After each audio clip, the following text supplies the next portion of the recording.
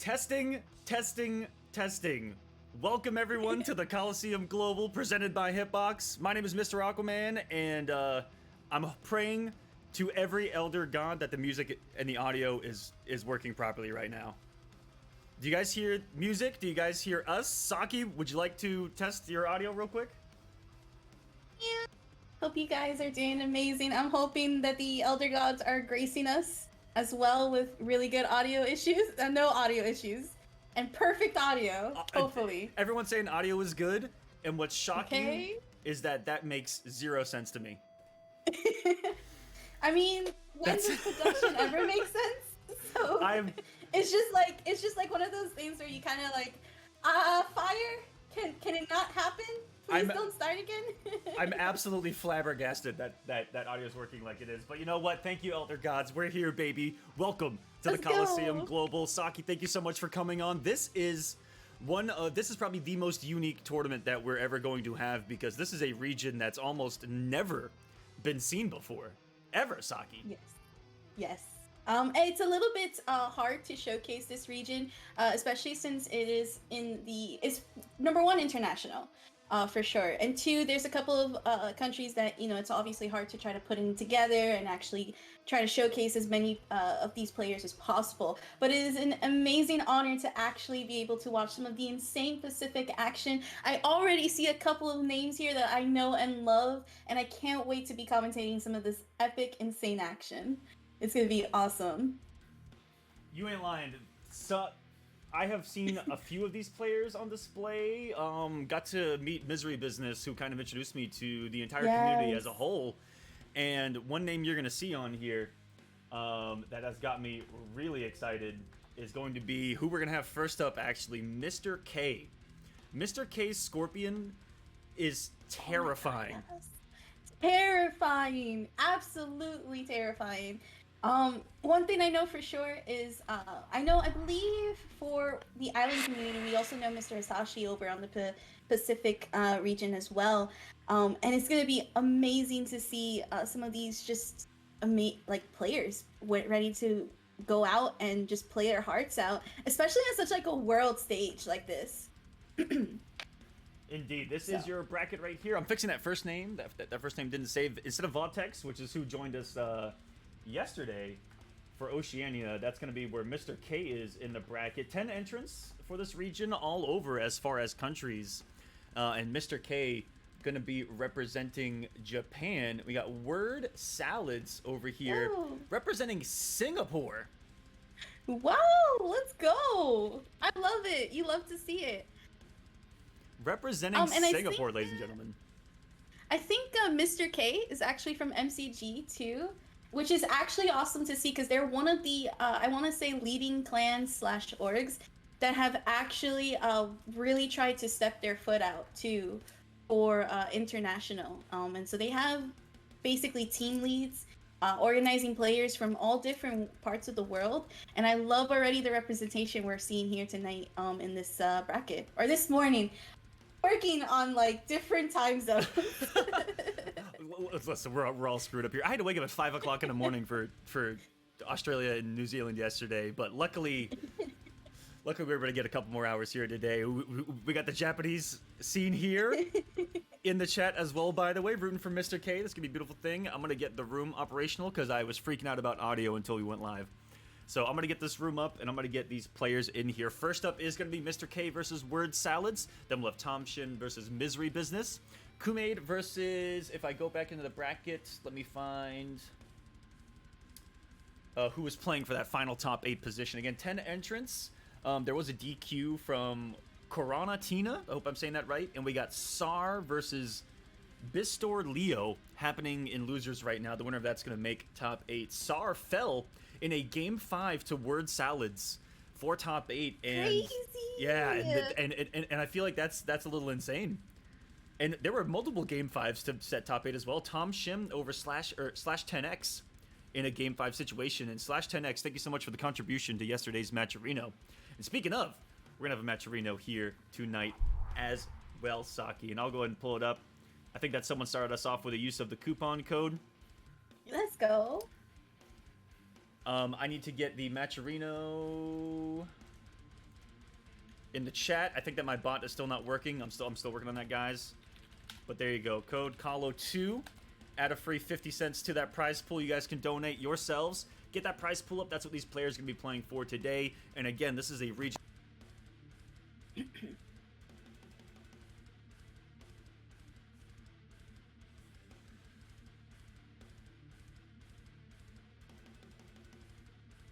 Absolutely.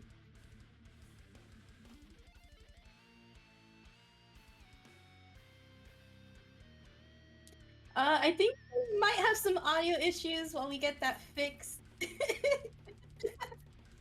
But absolutely, like you mentioned before, so what was really cool about the recent Pro Comp is we got to see not only just like NA and West, and we actually just got to see beyond the EU side too. We got to see countries from Latin America, we got to see countries from Africa, we got to see countries from the Middle East as well. So just the fact that there is so many competitors from around the world playing Mortal Kombat, like that's just like huge for the community and really amazing to see. So awesome job, everyone, for loving Mortal Kombat and playing your hearts out. Absolutely. Thank you so much, everyone. That's what this is all about. We got Mr. K Japan in the chat as well, flexing on us. Mr. K, let me stop being a terrible host and actually get this King of the Hill started. How about that? Let's get some Mortal Kombat action happening here. Absolutely. And like I said, it's like you mentioned before, Mr. K has a really amazing Scorpion. I'm really excited to see. I'm not too sure what exactly we're looking at as far as what he's going to be taking in. However, I know that most of the common Scorpion loadouts tend to include the Reborn cancels. Of course, you have, it depends on like that third part too, if they're going for that buff variation, or if they're going more for, I have seen some people use Misery Blade too, for some of that mind game that happens during their game plan. I'm not too sure who Wonder Salads plays, but based on what I'm seeing here from SAR, we might be seeing a Spawn or a Cetrion. Sorry, no, not Cetrion. Sub-Zero actually. Yeah. So we might see the age-old classic of Sub-Zero versus Scorpion. And you know what? OD. I am here for it. I'm absolutely here for it. And can we talk about how Sub-Zero's kind of been dominant on an international scale? Didn't Sub-Zero get the most wins in pro competition, like across the board? Absolutely. And what's crazy is I have seen Sub-Zero both on an online scale and an offline scale. Of course, we saw in the Ukraine, right, with Foxy Grandpa, Conqueror using Sub-Zero, and it's not just about the 50-50 and the mixed potential. That character is incredibly good, and has a very particular playstyle that you have to be able to use, right, during those matches. So I'm really interested to see how, and then that's the other thing too, right? Having an international competition, right? How each style can be played differently, right? So a lot of times we always go back and forth. Like we NA players have a different sort of style when coming to play in competition. EU has a different style, has different theories and metas that they use over there on their side. Same thing with the Middle East. So definitely really interested to see how the Pacific and are actually playing out there. What's their mindset? What's their style? So again, this is the first time we actually get to see them, right? So and I can tell you from what I've seen, it's very tech heavy. It's almost what I expect, especially out of someone like Mr. K coming out of Japan. You know, that high execution over 30 years that's probably been going on there in that area. And I mean, I just saw a video of him on Twitter yesterday practicing like OSing teleport off of every normal Scorpion has, and I'm like, this is some bullshit that I'm seeing right now. And so that's kind of what I'm expecting out of Mr. K right now, is just some absolute robotic like tech and reactions, because that's what I've seen out of him so far, and it's been really impressive. And same kind of goes for Misery and a few of these other players. They kind of have that slower, more footsie oriented pace to the match versus some of the all-out aggression that you might see over here in North America. And then it's almost like if you look at a globe, and this is kind of historically with Mortal Kombat, you look at a globe and you have, I should probably turn around. Got a globe. You got North America over here, and you got Mm-hmm. Europe, Africa, and then you got Pacific here. Everything over here. So you get really aggressive, semi-aggressive, and then like footsies. Yeah. That's what it's like. That's what it's like. Hope And, in and theory, it's in and theory, it's just in theory. it just like kind of goes across again how they kind of like treat each game in each of their matches, right? And speaking a little bit about Misery while we're waiting for these players to come in and get the show on the road, basically.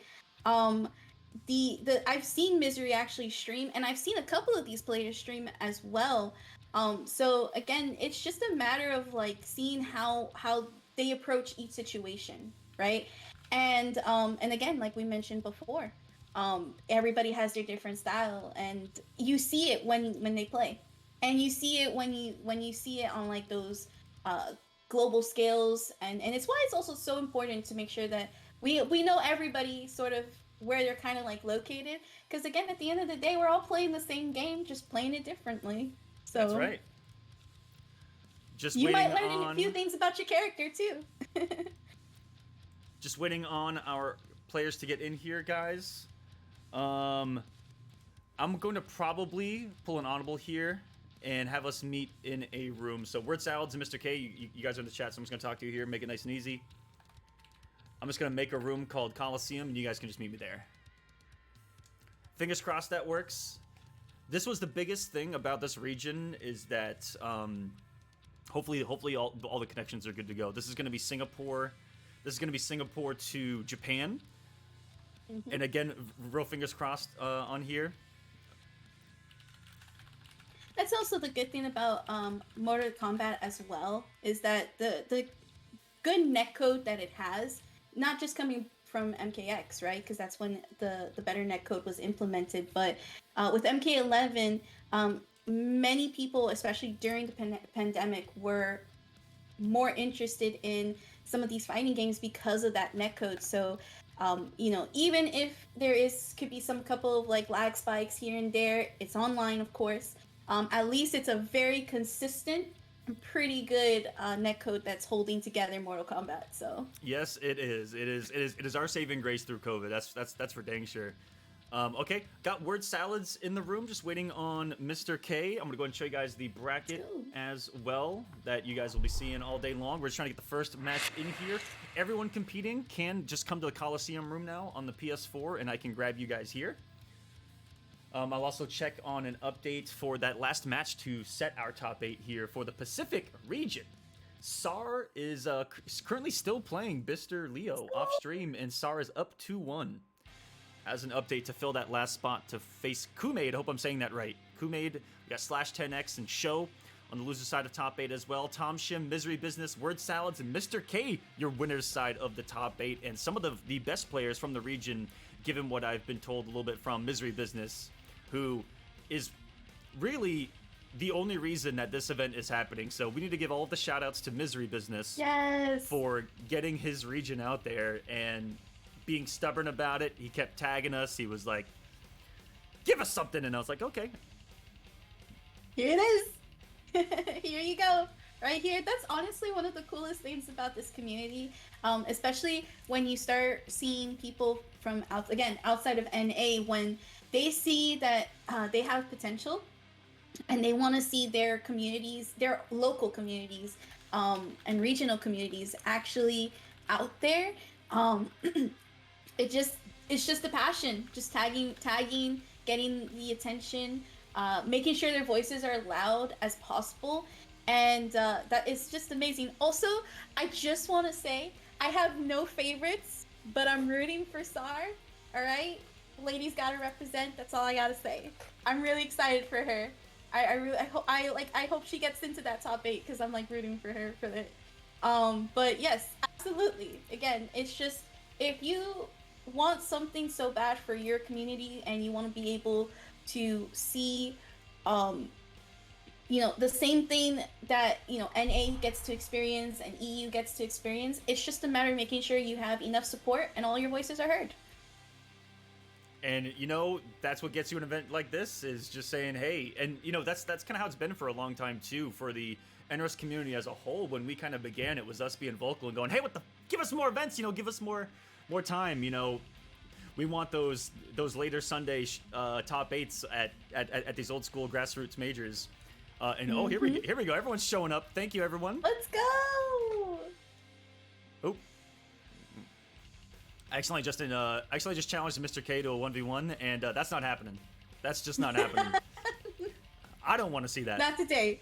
Later. Yeah. Not today, but later, when all said is done. All right, I'm gonna do a quick check of this audio as well, guys. Let's go ahead and jump over to the main screen here. Woo! Look at that thing. Alrighty. All right, let me go AFK. Do you guys hear the PlayStation just fine? Testing audio. Also, bam, we got some flags in there. Oh, everything's working? Oh my goodness. No way. Oh my goodness, yes, let's go! Ooh, chat, don't tell me that we're gonna have a good production day. So We're this gonna is have a good one. usually I have a producer that you guys know and love in the background, but he can't make it on Wednesdays, so I have to do it. Therefore, I'm shocked it's working. Hey, But it's the Elder Gods blessing us, Aquaman. It's not Thank you, just the guys. Sun God. It Thank is you, guys. literally the Elder Gods praising us. So I'm just waiting let's get it. I'm just waiting on Dark Raiden to show up and beat the crap out of me. But hey, we got ourselves a match here, Saki. It's Mr. K versus Word Salads. Word Salads already getting the big win to make top 8. Mr. K, one of the favorites. And I need to switch names. Yes, and it looks like we do see Word Salad's going to start off with Spawn. This is interesting because we don't really see a lot of spawns in the competitive tournaments. Very few times we actually get to see some spawns. I know Ninja Killer had a spawn here as well, but to actually see it happen is really crazy and really awesome. And it looks like we do have Soul Forfeit on the roster as well. I think we may have some chain cancels if I'm looking correctly, but we'll definitely check it out. And we do have the live chat prediction up on the screen as well. Everyone liking Word Salads. Hold on a second. Let's go. Let's go. Rocking the Spawn as well. The legendary Keith David will be hearing his voice all day long, and some absolutely destructive hit confirmable damage from this Caribou Sagi. Yes, there was a beautiful teleport after all of that damage. A good choice to not break away. Like we mentioned before, the reborn cancels are a bit of a must for Scorpion, so every defense meter counts. This guy's back to the corner right now and fighting his way out with a down 4 there too, just trying to build some space to breathe. Oh my goodness! Because this is a nightmare situation that I cannot believe that he just swung with a 1-1 through. Saki, how do you swing in that situation when Spawn has 3-4? That's what makes that truly special. The down 2! No F's given. Okay. I may have lied to everyone here, Saki. These guys are savage. Hold on a second. I just saw wake up down 2. I saw 1-1 at Spawn's 3-4 range in the corner, which already tells me that they're taking risks. But you almost have to in a situation because Spawn will bully you if you let him there, Saki. That's just a fact. That is absolutely a fact. It's almost like you have to wait your turn every second of the way. And we do see here some form of opening up here from Mr. K. I'm really liking that there's a lot of like, okay, hit and cancel back. Trying to see where that opening can happen. Goes for the jump in. There goes for the grab. Alright. Literally look at how just like back and forth they're looking at each other, and there we go. That opening's happening right now. They were just feeling each other out right there, and then Mr. K is doing that stand 1, doing those stand 2s to try to get Word Salads to press a button and then spearing, and it's getting him. No hit confirmation right there, already pre-committed, and how many times is Word Salad gonna just let go of block and there's an active spear waiting for him? Mr. K just used some form of the force to just know when Word Salads was gonna let go of block and press forward every single time with an active spear, and now it looks like he just hit the gym with it. He took the heart out of passion in this match, but like we were talking about before during that match, is the fact that with Scorpion, it's a matter of just that one opening gets you in, right? And that was also too something that I noticed in this match with Word Salads is they were really scared to actually kind of press and let go of block and kind of like Can I take my turn? Can I try to do my stand 3? Can I try to do anything? And Mr. K just button, teleport, cancel back. Just keeping that spacing until literally that 1 second of an error, and it's game over, basically. And here we go, back into it again. Mr. K already 1 up on the match. Or sorry, 1 up on the games. I would say coming in as probably one of the favorites here in this event. But there's a lot of unknown for us in this event. So that's just really got me excited, is that I know that he's considered one of the best from this region, but I want to see what Word Salad is all about here, representing Singapore. And countries that you guys are probably not used to seeing, because it's got no representation on the pro competition. And this is their time to show us what they're all about and to let us know that they do deserve some more events, baby. And this is just a bullying from Word Salads with, again, 3-4 with your back to the corner. That is almost a checkmate situation there. Spawn's going to be tossing chains at you that don't have, that have a massive hitbox, have no hurtbox to them. But somehow Mr. K is making it work. He has found himself in that position and gotten out of the corner more times than not, which has been really impressive. Beautiful whiff punish there. Gonna side switch Very with the spear and put him out back to the corner. Yep, and here we go again. I'm not sure if he's gonna be able to get the side switch. Unfortunately, oh, he does. Nice. And this is kind of like a pretty good place where Mr. K wants to be. Nice flawless block off of the down one. Beautiful whiff punish to just seal the deal there with stand. I think his stand kick. And as an update, Sar did get that victory, Saki. Sar in the top 8. Let's go! Gonna be facing off against Kumade, who Mr. Case, I believe, sent down to losers. Alright. Here we go from a jump in. Tries to stagger that cape there, but it is gonna get caught by the active spear. I like that Mr. K is trying to catch the breakaway with his armor break. It is something that is a little bit difficult with Scorpion, not having the best armor break in the game. But Mr. K making it work right now. I'm kind of disgusted by Mr. K's offense as well. The stagger pressure that has the plus frame mind games behind it with the 2-1. And then the fact that he is, again, that kind of, oh no. Oh god, this is gonna hurt so much. Okay, we're down 2. Let's go. Beautiful flawless block. That's one way to get us started here. Yes. Didn't commit right there, and Mr. K with the jump back reactions. It's been so impressive to see someone that looks like they have a natural gift of having really good reactions with a character that's built for it, which is Scorpion right here. And on top of that, I'm loving the pressure. He's staggering incredibly well, and then he'll commit to something that he knows that he himself has the execution to pull off a hit confirm of with those teleports. So he's doing the forward 3, which I think is one of the hardest ones in his arsenal. I think that everyone says that's nearly impossible. That should tell you that Mr. K is a little bit of a robot here, and up 2-0 in this match. Yes, absolutely. I like that also he's been taking the heart out of Spawn for already 2nd times in a row, right? That flawless block though there could have saved Word Salads, but it's really hard to come back against a Scorpion like we mentioned before, when you're so low, like when you're such in a deficit of health. And also too, when you're having an offensive player like Mr. K, just unrelenting pressure, right? But we are going to see this choice to stick with Spawn. Not that it's a bad choice, it's just one of those things where if you're not just as defensive as Mr. K is being offensive, you're gonna get caught in a lot of just whiff punishing and damages. That's the other thing too we saw Mr. K do. Realize that there's a lot of potential in some of the whiff punishes and was capitalizing off of it. Let's see how game 3 begins here. He's gonna need a little bit of a comeback. Massive hit of the 4-2, and Mr. K not having the breakaway gets to eat all 338 damage of that bad boy right there, and a beautiful call out of the stand 3 as well in a scary situation. You can micro duck kick that one. I'm gonna throw up a little bit. Oh!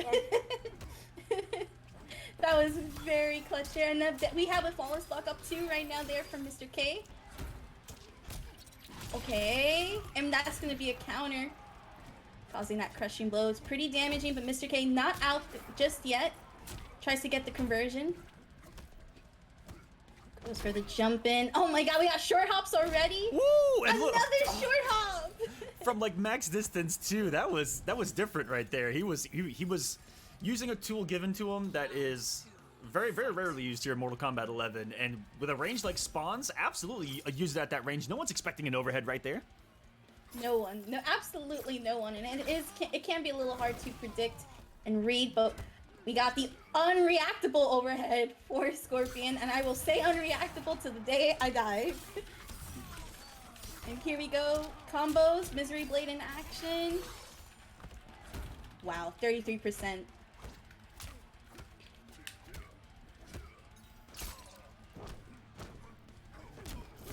Oh, beautiful whip punish there from Word Salad.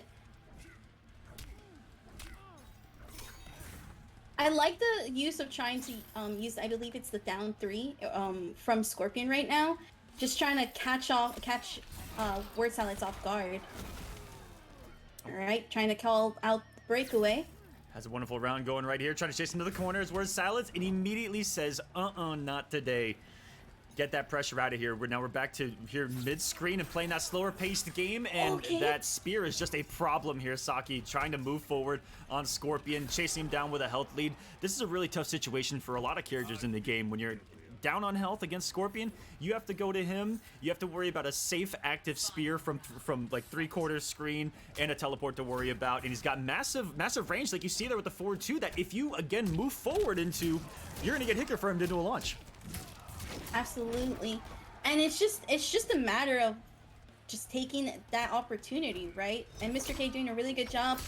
This does not have a crushing blow because Spawn is not facing the back part of the corner, but at least pushes and keeps Mr. K into that corner. He ducked the fireball and went ahead and just side switched. My goodness, Mr. K saying no. I'm still alive. He's dead. Yeah, he was alive is the correct term there. Is he gonna slice him in half? No brutality. They're too nice over here. They're too nice over here in the Pacific region. Word Salad still staying alive and taking this game to the next level. Is gonna go get on that board with 1 game right now. That was actually clutch. And right when I was talking about the corner crushing blow, right? Just suddenly goes in for that side switch, and there you go, seals the deal. I apologize for the commentator's curse. I try so hard not to have that happen. It happens all the time. Sometimes commentators just curse away, right? By the way, someone in chat, Tom Shim said $50 says Sub-Zero was next, and he didn't pick Sub-Zero. Misery Blade said you better put that in the pot, Tom Shim. That's all we're saying.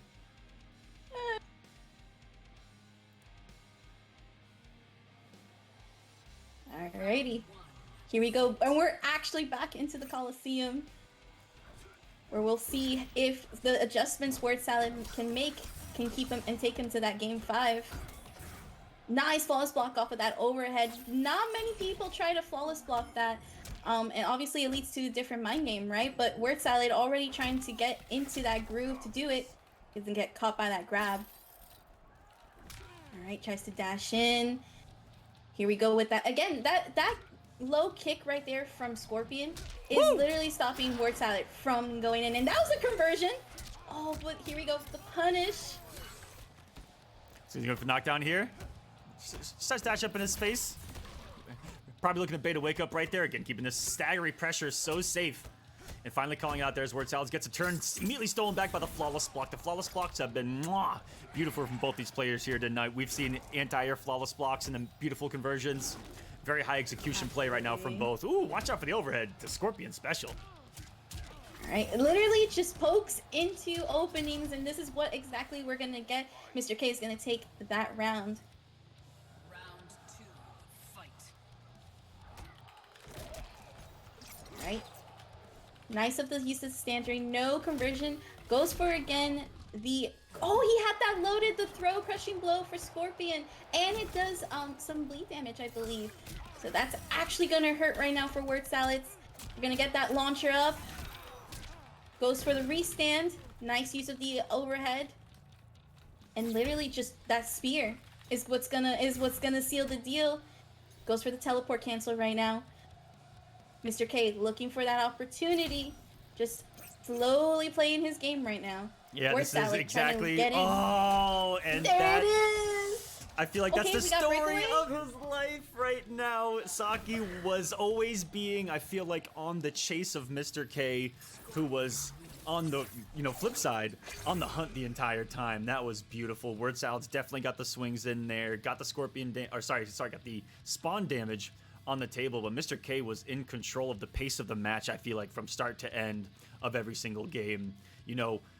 For someone like Word Salads to have to rely almost purely on the damage of spawn to make that comeback happen is really tough when you're constantly chasing down someone like Scorpion, and you don't have a lot of quickness to your moves to be able to dash up and maybe contest him when you're dashing up and eating a spear, dashing up, eating a back two, a forward three, a jump in. You're watching him jump back, and if you're the one that did dash up forward two or dash up back one, teleport, have a nice day.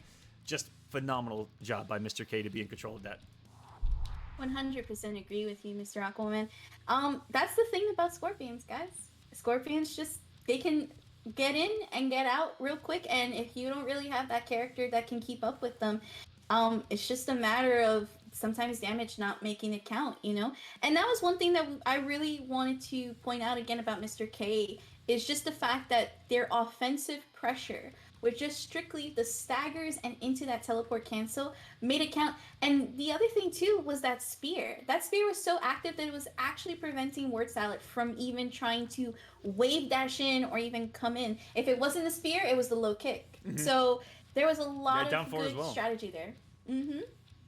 Very good strategy there from Mr. K, and just really preventing Spawn from getting any momentum. And that's the thing about Spawn too, that's a little bit hard as far as we look into that competitive mindset when it comes to Spawn, is damage is great, but you need that opening. If you don't get that opening, everything can go downhill so fast. And even with the stand 3 into some of the fireball delays, doesn't help sometimes too. So it's just a matter of preventing Spawn from taking that opening, and as we saw here, Scorpion can come out up top. That's right, Mr. K on the board and advancing to the winners finals, by the way. Guaranteed top 3, guaranteed into the money. Take a look at that bracket here. Mr. K advancing. There's Sar making it through on the loser's side. So we got Tom Shim versus Misery Business coming up next. And then we'll jump into losers of Kumade versus Sar and Slash 10 versus Show. And if all of you can please come into the Kolosseum room on the PlayStation, that would be absolutely beautiful. Can I mention, Mr. Aquaman, that this is a team kill? Oh, put that It on. is a team kill. Put that on a list of things you. Put that on a list of things that you hate to see.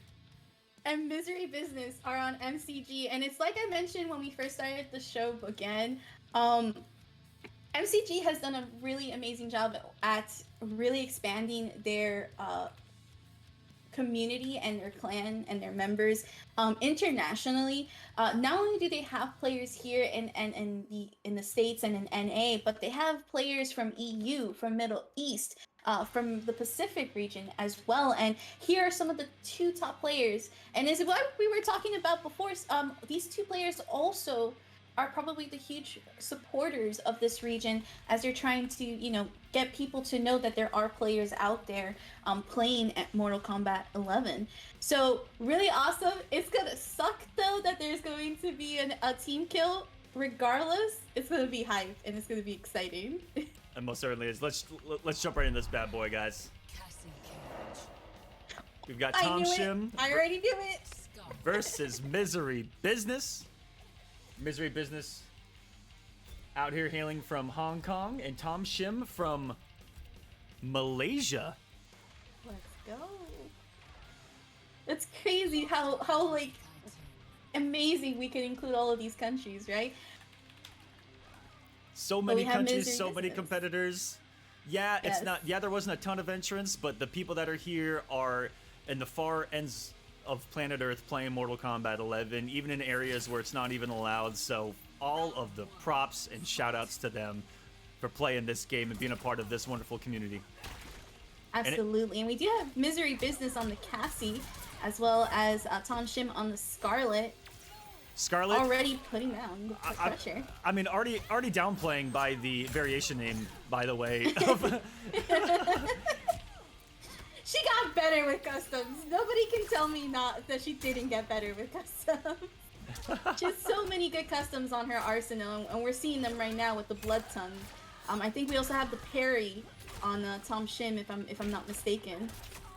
Yeah, already looked for a couple of reads right there that were called out by Misery's down 4. You know, parrying everything but the low and a jump in. Really good stuff by Misery. He's just played this nice and methodical so far, and has just abused that kneecapping against every projectile in range. Nice anti-air, no conversion from Tom Shim. That could have been huge.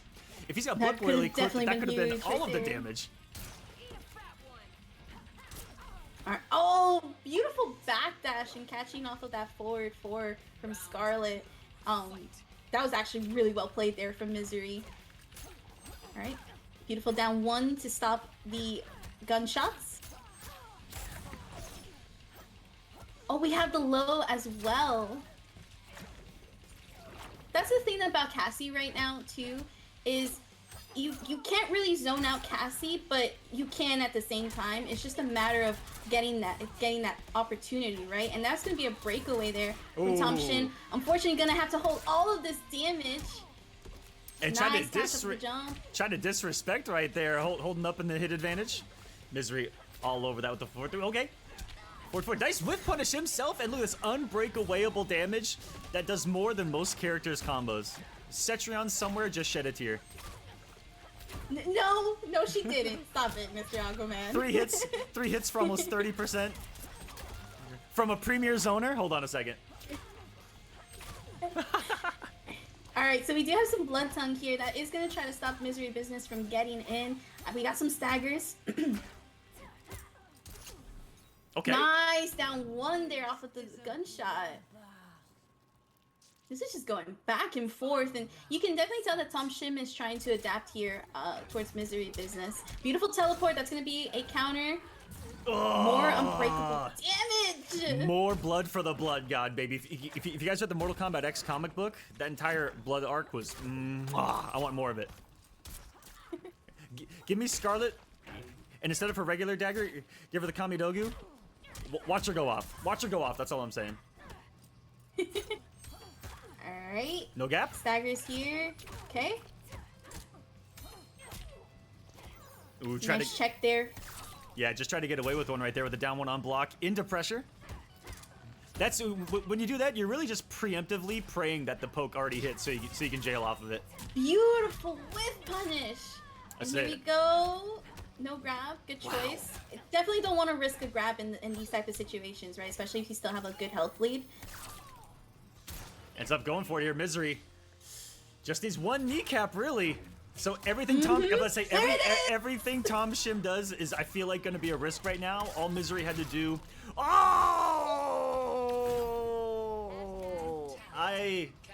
She ain't having kids. So Misery, Misery did a really good job right there of sitting there doing nothing when that's exactly what he needed to do for Scarlet. If there was any projectile, you just react with kneecapping.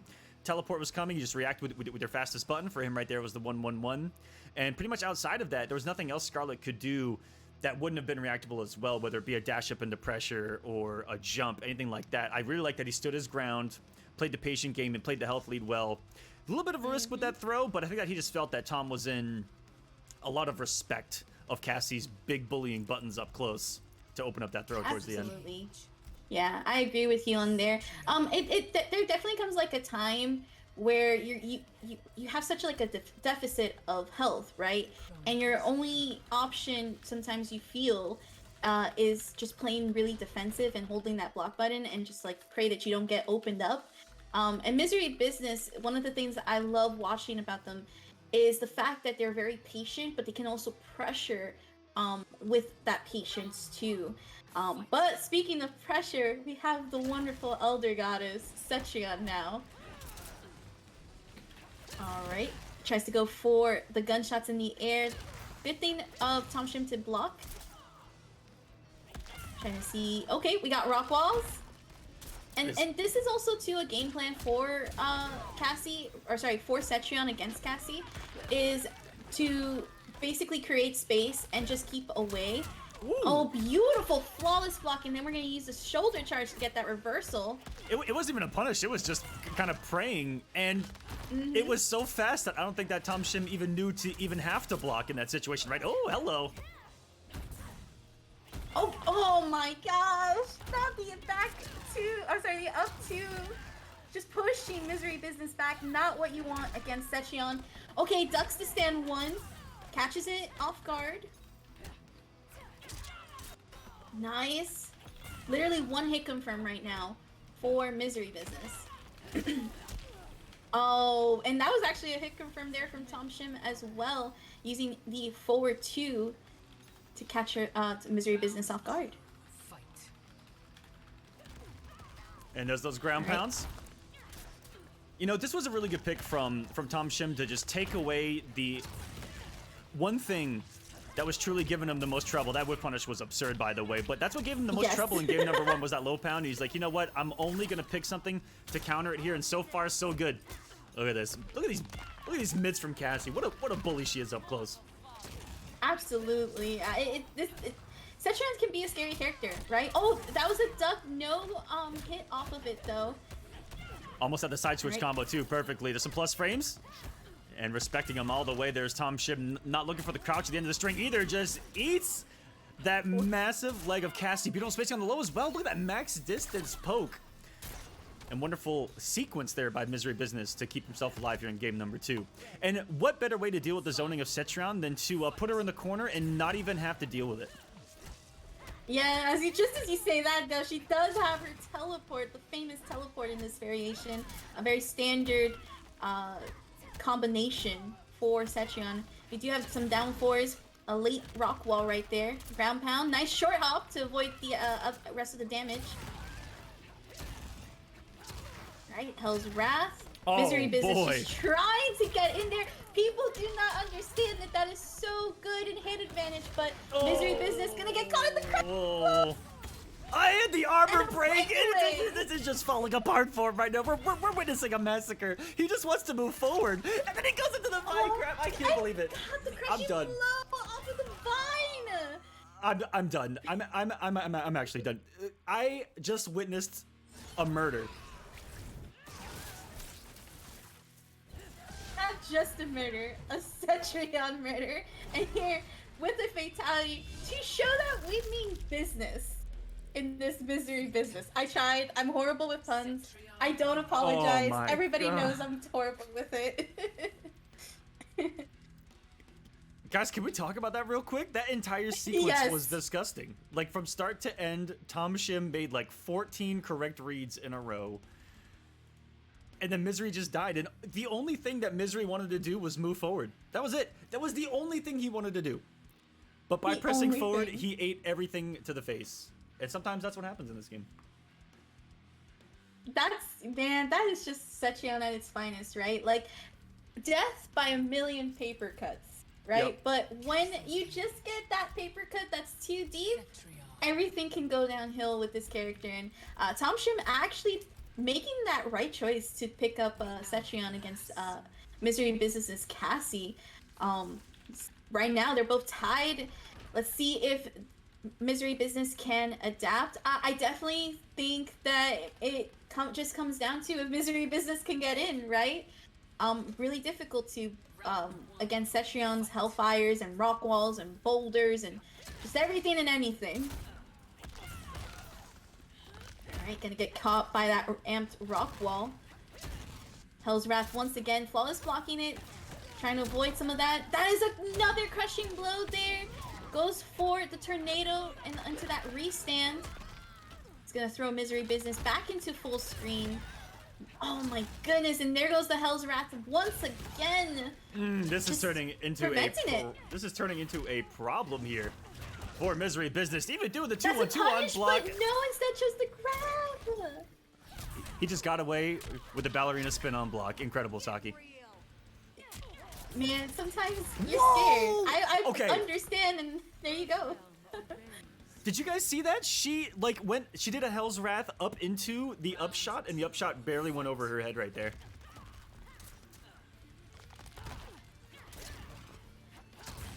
Really like how Tom Shim is using the Hell's Wrath to just avoid that low gunshot.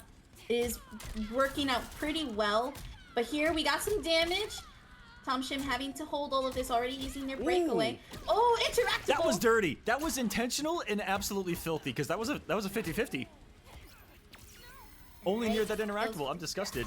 And this is what Misery got going in the last game. To turn this around was getting Setcher under the corner. Oh no, he's about to teleport out. Yo, there it is!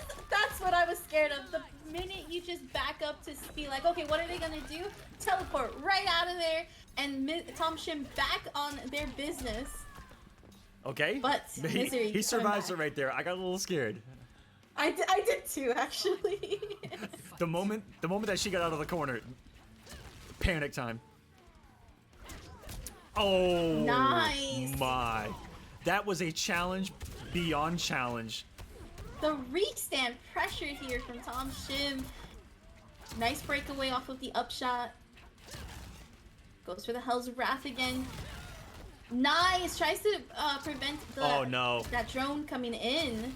This is what we saw in the last game. Just coming back. This is exactly what happened the game prior. Misery business. These Hell's Wraths. In game 1, it was the ground pound. He mercied him! What an animal. What are you doing? Tom Shim is an animal. Gosh. Misery business, come back from this. Show them that you do not mercy. I've been proven wrong here, Saki. Everyone is a savage that plays MK11, as it turns out, and that will do it for game number 2. Tom Shim.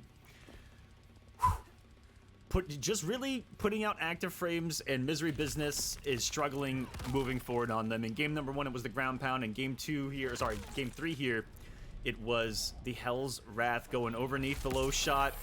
You could see that he was struggling, just wanting to move forward a little bit, and then getting hit by something that was active, whether it be a stand 1 read from Tom or the Hell's Wrath or ground pound. That looked like a tough thing for Misery to deal with. We'll see if there might be a switch. I know he's got different, a couple different characters on him. Hopefully try to avoid getting hyper beamed like he did there. Yeah, definitely. That's just the power of Sechion, right? And I think that moment that could have been really crucial for Misery business was literally just when they put Tom Shim in that corner and they backed away. That gave them the opportunity to teleport and switch over, right? And you don't want to give Sechion any pressure, like any free pressure, essentially, or any free opportunities to get out of that pressure. And Misery business had it in their hands. Do you see this chat prediction, by the way? Do you see this chat prediction?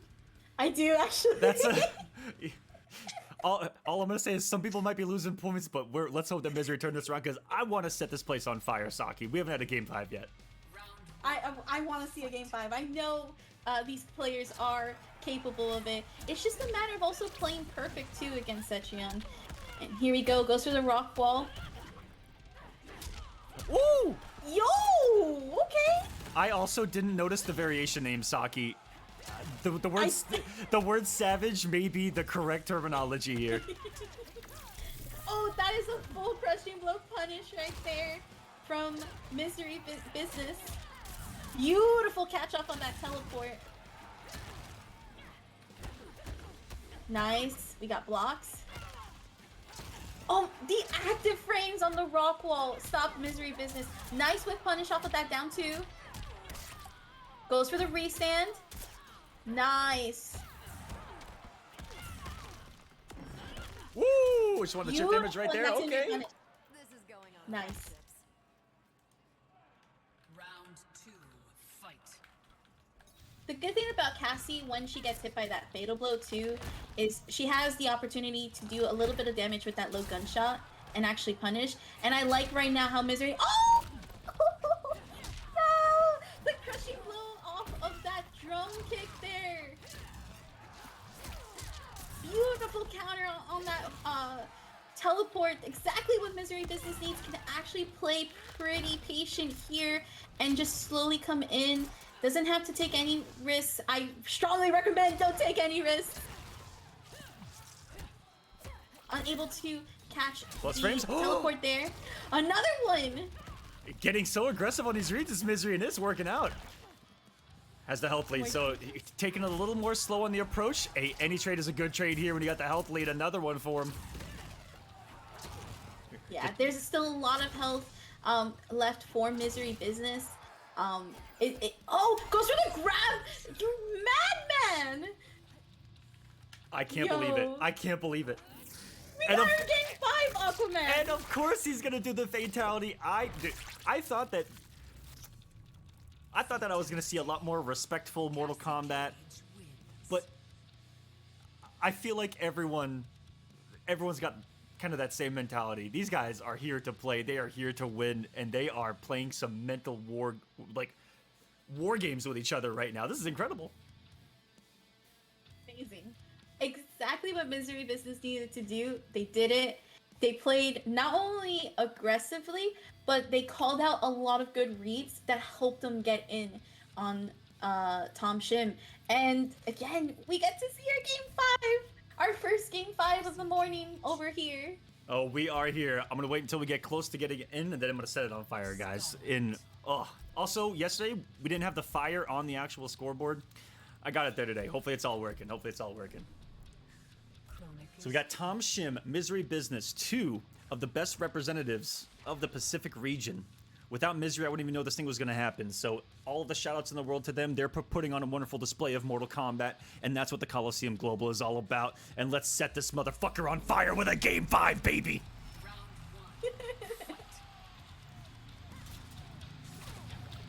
Yo, that is so epic and hype, and here we go. We do see Tom Shim going back to the Scarlet.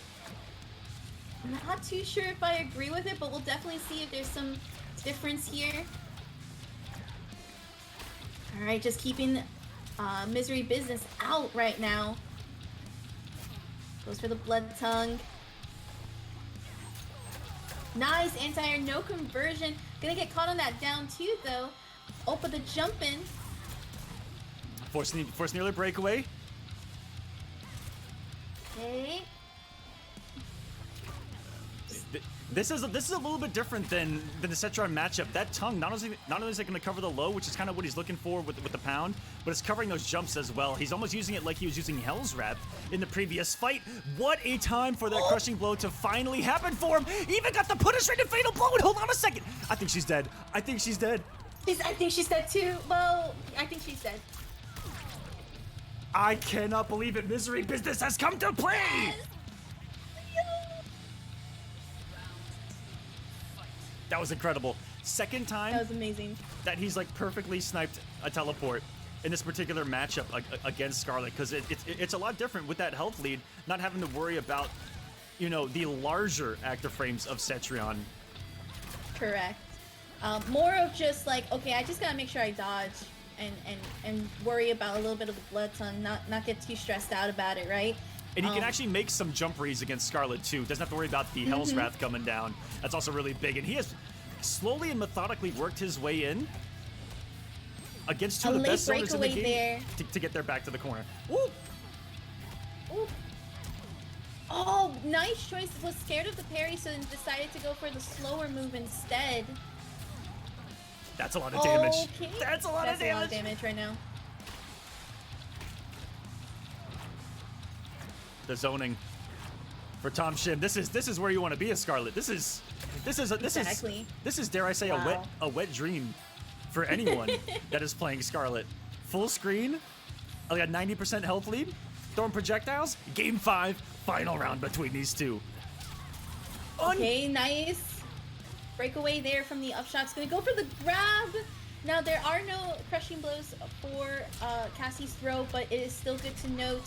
Ooh. Oh, the down to crushing blow and doesn't have the meter to break away. That's a lot of damage. Tries to go for the grab again. Gonna use the down two to try to get as much damage as they can off of that breakaway. Another grab here from Misery Business. Nice. Beautiful punish off of the low, and Misery Business is gonna take it.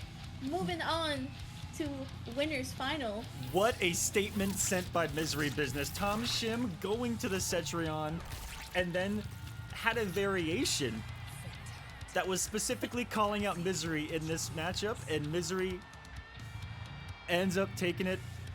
Had to make a comeback happen. 2 straight games, down 1-2, sent us to a game number 5, overcame the Cetrion, overcame the Scarlet, and gets the victory here to make that winner's was final. wild. So such a good match too from two amazing players, right? We not only got our game 5, It was like how we were discussing earlier that two amazing players just going back and forth on each other, and I almost get the feeling that they've played each other multiple times, right? So they definitely know each other's mannerisms and styles pretty well, where they kind of go back for it. I do like that when Tom Shim went to that Scarlet pick, it definitely wasn't a oh, yo, Yeah. Is that what I see? Yeah. Oh. Hold on a second. Hold on. Saki, my bad. I was just looking down there. No, it's okay. I saw it too, so it's fine. I happen to see that we're up to $100 already for the prize pool. Thank you to everyone who has donated. Let me pull it up and actually give some shout outs to those that have. Let's look at the contributions. We had a $93 donation from Slash10x, who is competing in this tournament. We're going to be seeing Slash in the last match here of the very first round. So thank you so much to Slash, who also donated yesterday for Oceania. My man is supporting a lot of international communities. But in his comment, Saki, he says, "I'm gonna get this money back anyway," because it looks like they plan on winning, which I respect. And we're at $100 even so far in the Matcherino. Thank you guys so much. You can hit !Matcherino now in the chat. It looks like I finally got my bot to work properly. Should take you to the right one as well. And use code KALO2 to add 50 cents to the prize pool. What a wonderful match right there to close out the winners round number 1.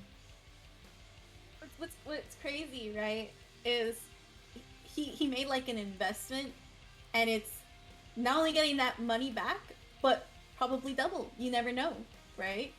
Just supporting this amazing tournament and this amazing community.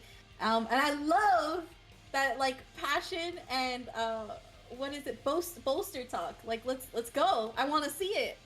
I want to see that grand final. Slash. Let's go. These guys are fired up today, man. I'm excited.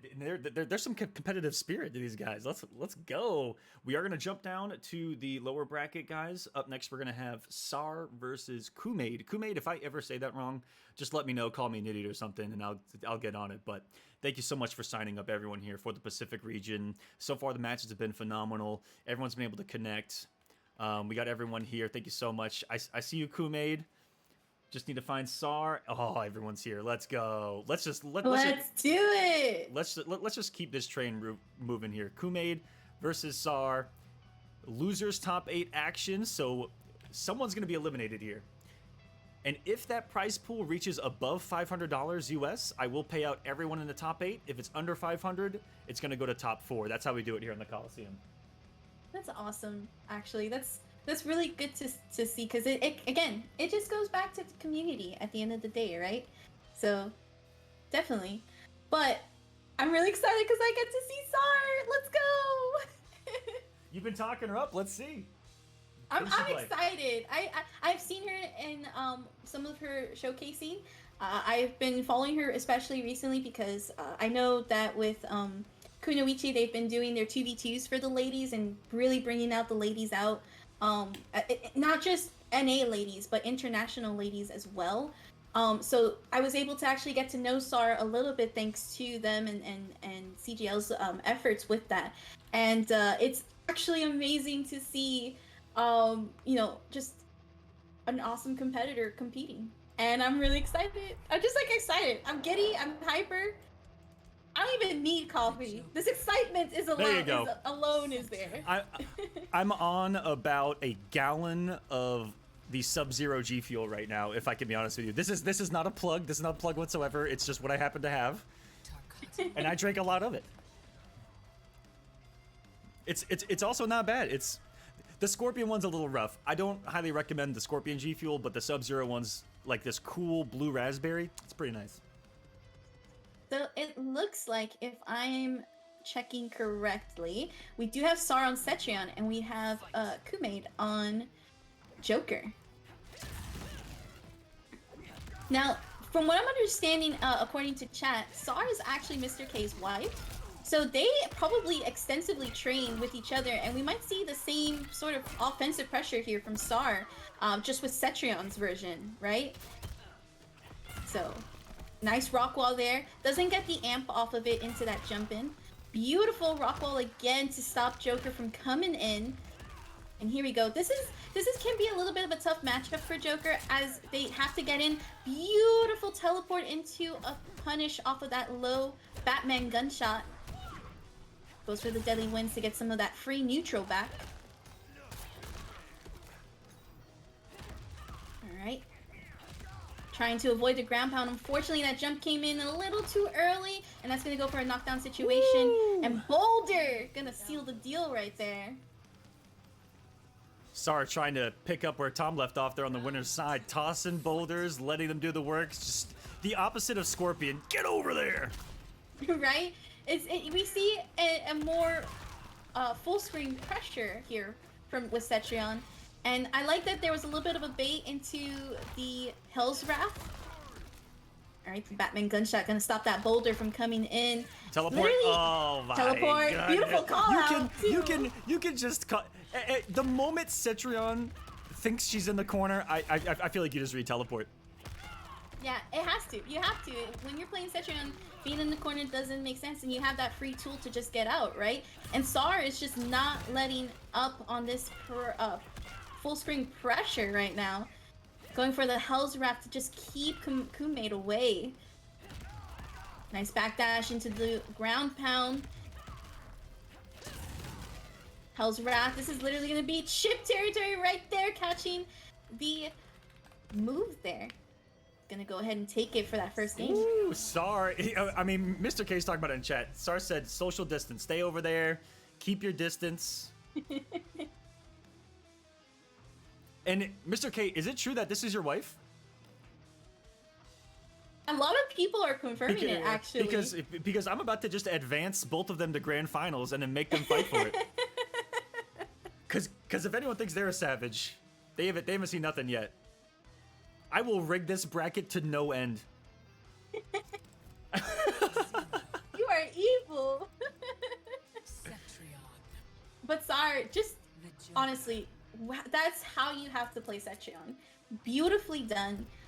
Keeping Joker away, because like you have to, like, right now we're seeing two top tier characters. Both have amazing pressure. The difference though is one keeps it full screen and the other just keeps that close up front pressure, right? Joker's really good, especially when we start adding the Jack in the Box mind games and just coming in, right? So with Sar, just keeping it, you know, clean and simple there, is gonna get caught by that overhead,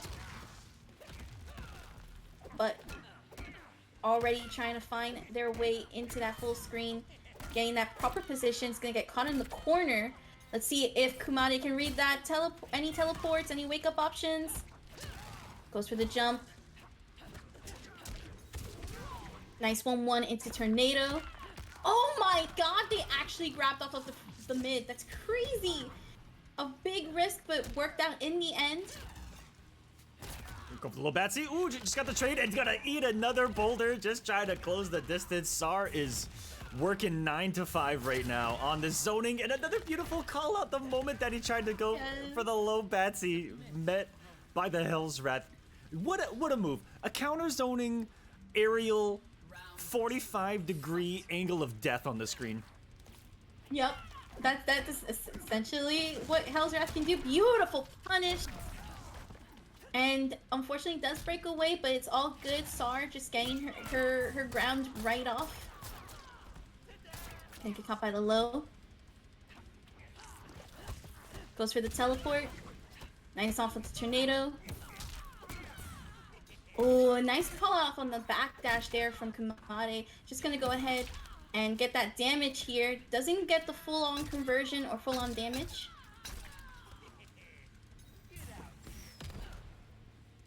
Alright, Sar backing up a little bit. Oh, beautiful call off of the jump, and that's actually gonna put Kumade in fatal blow territory right now. Oh, not reading the low bat. This is gonna be chipped out damage, and right there.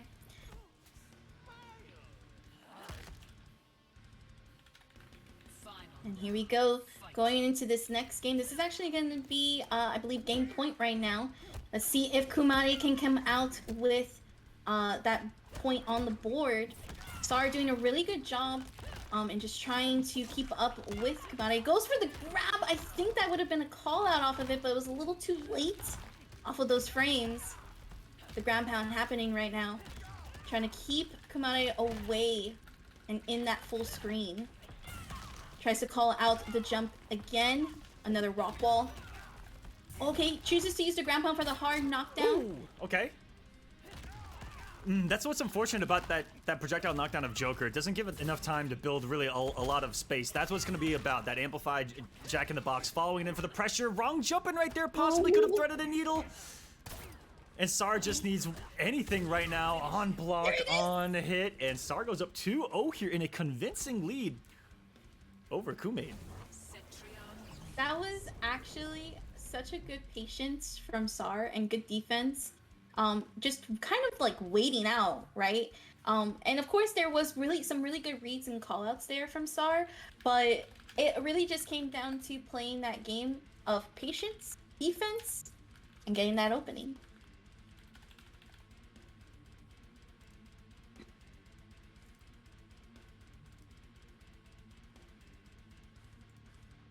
Alrighty. And with that, Sar is up 2-0 right now. Kume just has to somehow make this comeback happen. I don't think Joker is the right pick for it, for sure. Especially with those low gunshots not being, as you mentioned before, not enough time to actually build up any pressure with that hard knockdown. But we are going to see the switch to Cassie, which I think is actually the better choice. Probably something that we can definitely see some value off of against Sar. I think we have Glow Kick, we have the drone, and I couldn't catch the last one, but we'll definitely see it working out pretty soon. And already starting off with that kneecap. Flawless block off with the down 4. Nice block. Oh, we're flawless blocking those. This is interesting. Okay. Oh, I'm trying to use the drone kick to somehow come in and catch the teleport, but it was a little too late. Yeah, definitely love the idea behind it. Tries to come in again. Active Hell's Wrath ready. Roll got him out a little bit of pressure. Sar. Nice block. Has been a wall of defense on top of the wall. She's put active on the screen right now. We're going to get another rock wall. Oh, sorry, boulder, I should say. No, the teleport. Getting offensive now. I like that Scar here late. Just did a couple things differently. Getting a little more aggressive. Defense and this right now. This mobile Cassie it looks cool, but it's not really effective at landing some hits here for Kumade, because as great as zoning's been from Sar, gotta also compliment the defense. Even has a beautiful stand one anti-air, max distance, almost had the conversion too. Probably needed a forward one to pick that bad boy There's up. the punish. And here we go, optimals. Nice use of the mid, or sorry, the low. Ooh. And again, it's just incredible to see the amount of defense right now from Sar. And like you mentioned before, unlike some of the other characters in this game with leaping moves, Cassie's doesn't really give a lot of value. This might be timer. Ooh. Oh no, Oh, the boulder. Man. We were down to the wire. I feel like that was Kumade's moment to try to make a comeback happen. It needed to be that round win right there. Sar up 2-0 and up a round is going to be playing really comfortable. And I cannot believe, I almost refuse to believe that Hell's Wrath just clipped Cassie's toes like it did. Even tried the anti right there. Yeah. Catch it. Yep.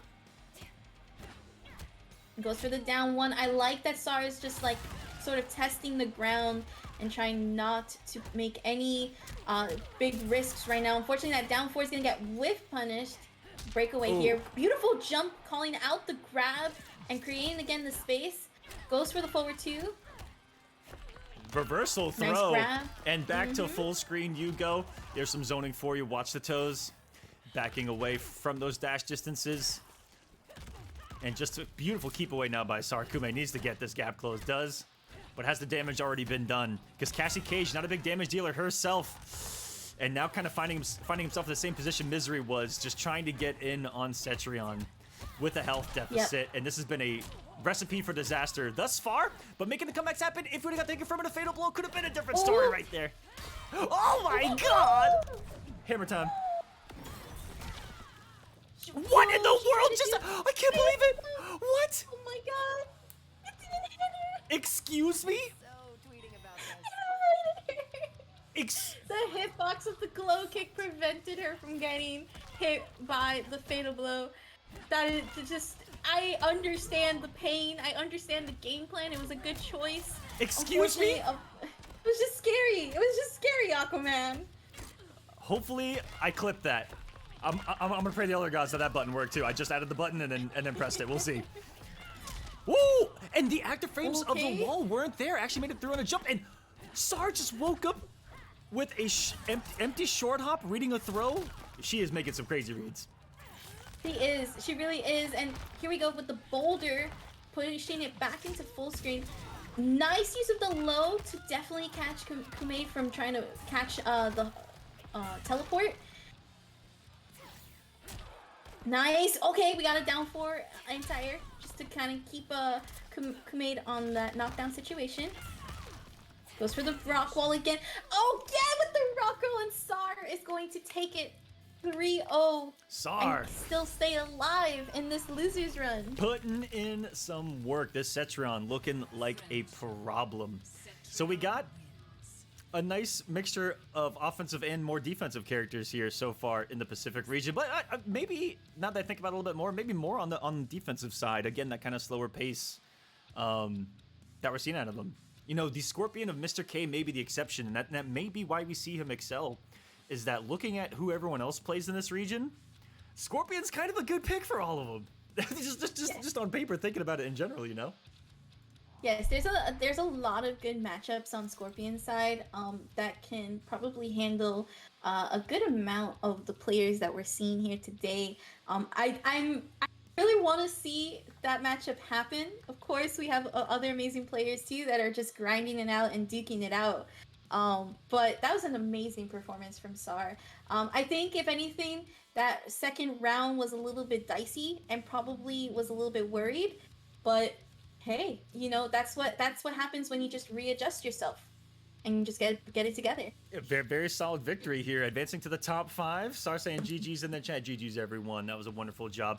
I did forget to press. Hold on a second. I need to go back and press the button. I'm gonna go back here, and shoutouts to Daddy Dab for giving us this particular voice, because for Kumaid, it is unfortunately game over. That is so awesome that Dab did that. That is awesome. It sounds amazing. I didn't even notice that it was him. Yep. Dab is a man of many voices, and you're also going to hear a couple of more guest voices on this production. And shouts to you, Saki, for coming on and doing this as well. I know that you have and one thing that I thought was great about bringing you on for this particular region, that I know that you did have a little bit of experience with these guys, and that's just a win-win at the end of the day, having the knowledge on these guys already. Yeah, and again, a lot of these players do stream, so if you're definitely looking to check more of them out, please be sure to take a look at all of their gameplay. That's part of the reason why the Kolosseum exists, right? Is to highlight a lot of these players that we don't really get to see in too many tournaments, because again, their regions are a little bit out there, and you know, it just takes a matter of making sure their voices are heard. And again, amazing stuff. There's your bracket so far, guys. Almost through the entire round 1. We're through winner semis. Winners finals is set between Mr. K and Misery Business. We're going to have /10x versus Show coming up as your next losers match. Winner of that going to face off against Word Salad. Awesome. I'm so excited. I can't wait to see if Slash can make it. I know that he was probably joking, but I still believe. I don't give up on my players.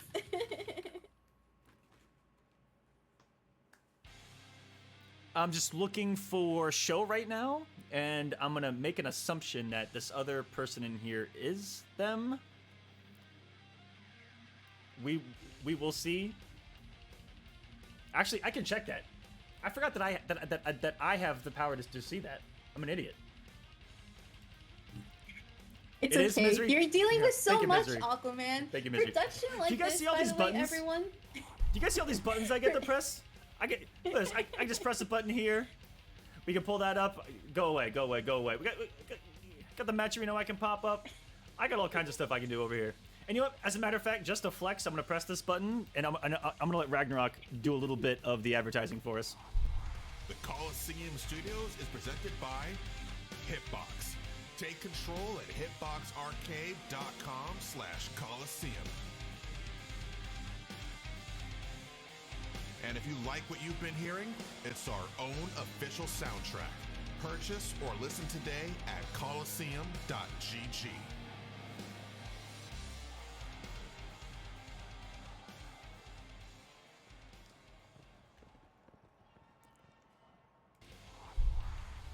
Like, how cool is that? That might be one of the coolest things we've ever done. On top of the music that you hear, too, being created by Mortal Kombat players. I mean, this is a pretty cool production. We're really proud of this. This was almost a year's worth of work. It had been forever since we did the last Kolosseum, a long series for it. I'm just excited to be here. And finally showing off what we've been able to do. And it's working. Probably the biggest thing is that it's working. Any of this could have broken down at one point in the chain and ruined the whole show. So, shoutouts to QR in the chat for putting this entire thing together graphically. Ricky Rao is normally on productions, not able to make it today, but is the guy that usually makes it a smooth process. And that's the whole team behind the Kolosseum. It's just us couple people that love doing this. It's been the same team since Kombat Cup. Kombat Cup, War of the Gods, almost 5-6 years of tournaments together, and we just like doing it. It's a good time. There's David in chat, who is the one that actually wrote and produced 2 of the songs that you hear. I believe that this song is his. David, please don't judge me. I get the songs mixed up when I don't say their name, but I believe that this was David's track right here. All right, we got /10x. Players are in. Let me update the scoreboard. And are we potentially seeing? Let's jump into it. Are we potentially seeing another Scarlet? Pumpkin did play Scarlet before. Oh, sorry. My apologies. Did play Scarlet before, so I wouldn't be surprised if we see it again, as far as like seeing the character again. I keep telling people, nobody wants to believe me, but I think Scarlet actually was better in customs than she was before. And it's really important that we do not let this character get any better, because it's gonna be a tough time. She's fine as she is with all these customs, and we're gonna see Parry, Bloodport, and Boiling Point against Kung Lao. So Slash does have a Kung Lao, another character that actually I think got better with customs as well, just with the insane movement. And there it is, the buzzsaw itself. This is probably the most offensive-minded character that we've seen so far here tonight in Kung Lao. And he's going to have plenty of tools to deal with that zoning, that's for dang sure. Has a teleport himself, has plenty of projectiles mid, and travel very fast. And once they're active, there's no stopping it. So you can't really win a trade or stop it from coming towards you. And that's going to be huge in this matchup, I feel like. Because right here, if he has the room to put out, and no, he's not going to have it here today. Instead, he gets blood boiled. All right. We do see the zoning potential here from Scar. That teleport, though, was just coming. There was no way to stopping it. No flawless blocks there. Scarlet, of course, does have some of the movesets that using the Fatal Blow to catch, show off guard there. That's the thing about the buzzsaw for Kung Lao. It's just the fact that it's still so active, and it can come at any moment. So it's like a matter of like a full mix-up of blocking, and there you go. Yep.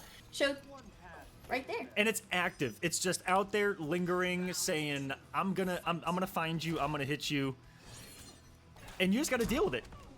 Once it's active, you simply just have to deal with it. And there aren't many moves that are like that here at MK11. Usually there's an option like Devora's Bugs if it's not amplified to, hit her first, make it go away. Not at all though. Here from Kung Lao, who, Kung Lao, aka, is it ever truly your turn? Is he gonna pick up off of that? That would have been ridiculous. That would have been very ridiculous if the conversion could have happened. Slash getting caught right now in some of this offensive pressure, but gonna go for the teleport. I like the choice of the down two. And actually gonna catch a counter off of that for that crushing blow, and that's gonna do a lot of damage, and this might kill because of that bleed damage. Not even might. This is death beyond death. Look at this lack of scaling on this. This is gonna half-life. This is that. Her fatal blow was the original fatal blow that when it hit, I was like, someone's dying, because it feels like it doesn't scale whatsoever. No, it doesn't. And that spear adds on like 100 damage. You know what the other thing too I'm noticing here from Slash is that buzzsaw is actually trying to prevent Show from using the parry, and this is actually exactly the pressure you were talking about. Is it ever your turn while you're playing Kung Lao? And right here, there it goes. And that's death. I just saw a combo I have never seen before. I'm pretty sure that he's just making this stuff up as he's going along. Oh my god. Slash just went Wow. ham, egg, cheese, bell pepper, onion, salt, pepper, the whole omelet. He went crazy right there. Absolutely. That love and hate Kung Lao players. I love watching them because they have some of the most intense conversions and execution for that character. I hate them though because y'all overwhelm everybody. We can't press. It is so scary to press because of all the damage and all of that pressure that you just saw right now. Show had no chance of actually just playing a defense there, and Slash just non-stop pressure, execution, and already up on the board there. Kung Lao is a test of one's mental fortitude in MK11. It's a lot of pressure. It takes a lot of big reads to stop it. And with Scarlet, you know, not the best tools for up close where Kung Lao's gonna be to kind of stop that too. No. Only relying on the down one. It's actually one of the slowest down ones in the game. Doesn't get some crazy jails off of it, but has some wonderful staggers in the tool set. And there you go. There's that hat. You're like, oh cool, I hit him. Oh, I saw it. Oh, what do you mean? It's still there. It's still active. It doesn't go away. Hello? And to this day, I still try to do that. Every time he does a hat, I'm like, oh, I can hit him. No. Jo- No hitting for you. Jokes on me on that one. And just hold And that. what's crazy too is that hat can actually, with the meter, stay still, right? Up, off, close. And that's exactly what we're seeing here from Slash. And this is not a good position right now for Show. Flawless block. Goes for the down three into the short hop, taking that round. Slash is just showing off. That was crazy. He had no right to just flawless block a poke like that.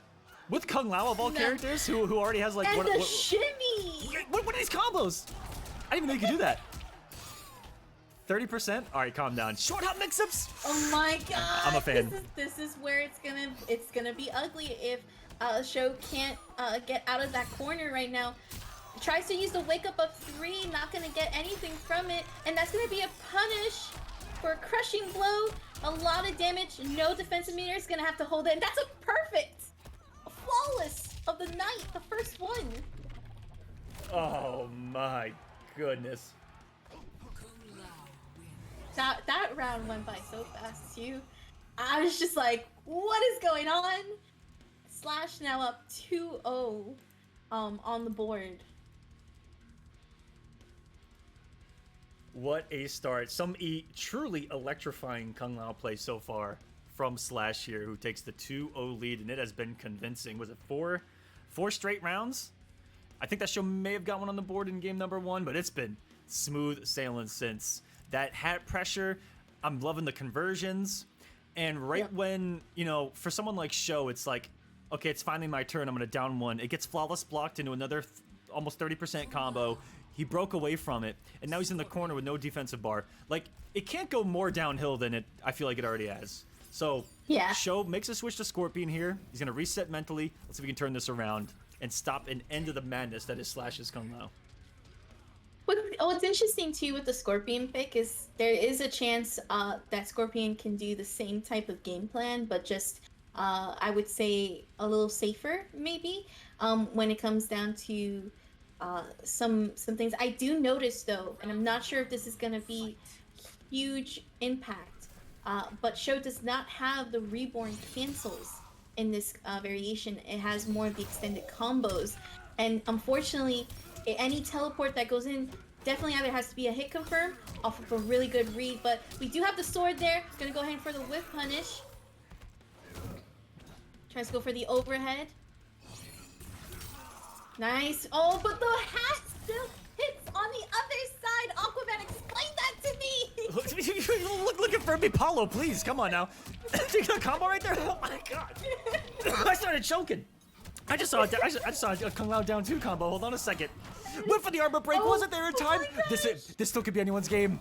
Doesn't fall for This the still can 4-3-4. be anyone's game. Chip out territory though. Didn't have the bar to block all of that, and unfortunately is gonna lose that health there. All right. It's crazy that hack can add that mix-up, because you're not sure if you're going to block the low or the mid, or if you're going to block at all. But there is a hit confirm, and we do have Scorpion breakaway combos, trying to just keep it to that hard knockdown. Oh, tries to use the 4-3 there. It's not going to work out. And this is going to be a lot, not damage, because he does drop the combo. I respect that he's going for it, though. Again, combos I've never really seen Buzzsaw Laos do so far in other regions. Something a little Catches different. it in Side the switch. air. Yep. Nice. Oh, the distance! Watch your toes from downtown. Another side switch. Look at that damage while the buff was active. 357. Scorpion hitting like a grown-ass man here today. Why is he going for all of these YouTube combos? There's a chance that he was trying to call out maybe something there. They both have fatal blows, so it's literally one hit confirm. Okay. Does whip the first 2 hits with the combo, but gets that kick in. As Slash was trying to catch something off of there for a whip punish. Gonna get punished for it instead. Oh. Nice teleport to delay it. And here we go. 347. That was a lot. That's gonna be punishable. Only punished with the down 1. That was Show's opportunity. Massive, massive one there. That could have been a huge combo. Slash did have a breakaway, would have probably forced the breakaway, and more importantly, could have just side switched as well. Gonna cost him everything, and he's still trying to pick up more off of that. Every touch has been 280, even if he's dropped it. No hit from the 4-4 though. Gets the crossover And anyway, and Slash 10x just honestly. Oh my goodness. Put on a little bit of a clinic for us here, Saki. Yes. That was a morbid display of offensive MK11.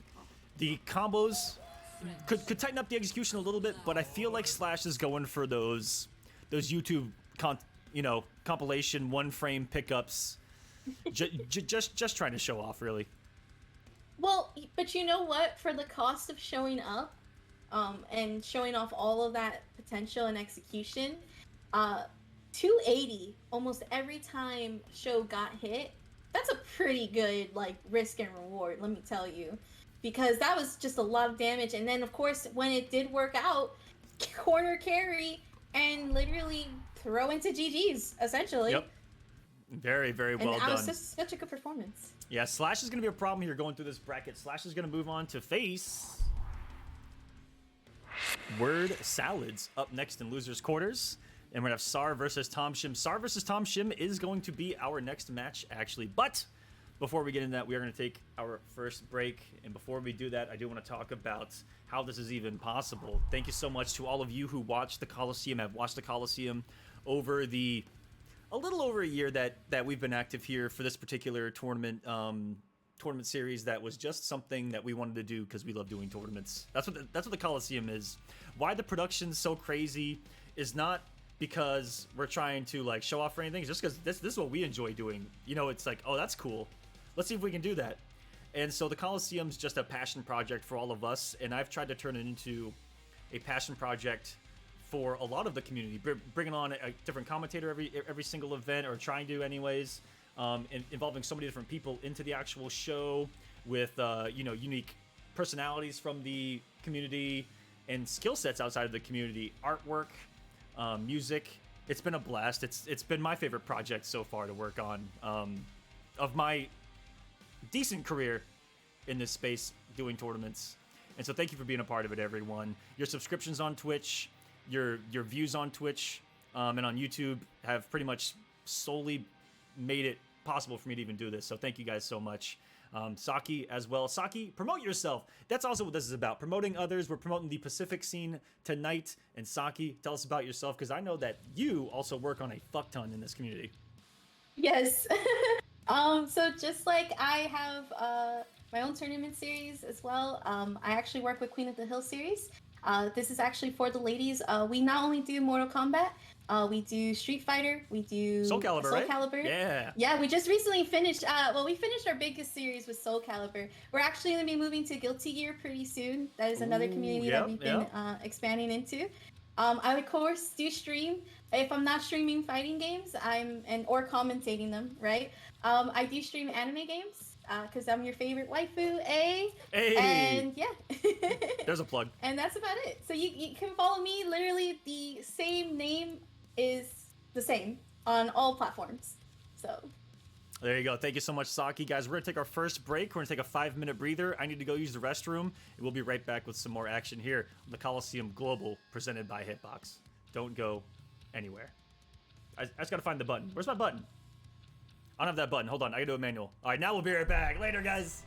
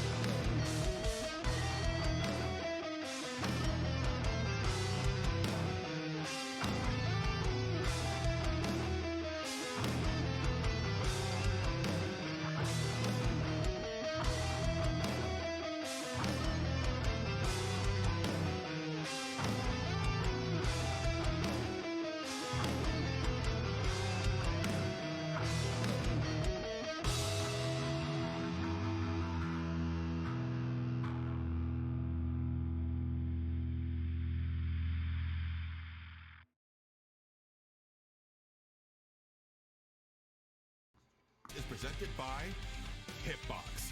Take control at hitboxarcade.com/Kolosseum.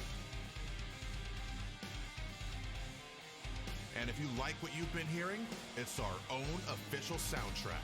Purchase or listen today at Kolosseum.gg.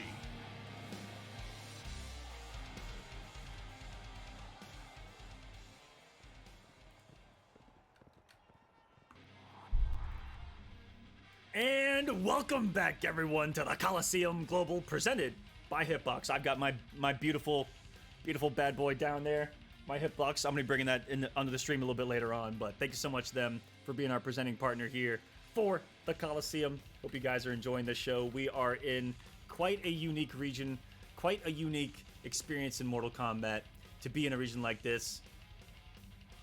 Seeing competitors that could have been playing this game for years and years and years and years finally on display for us to go, hey, what's happening over there? And happens to be some damn good Mortal Kombat, Saki. What's going on? It's pretty hype and exciting, Mortal Kombat, let me tell you.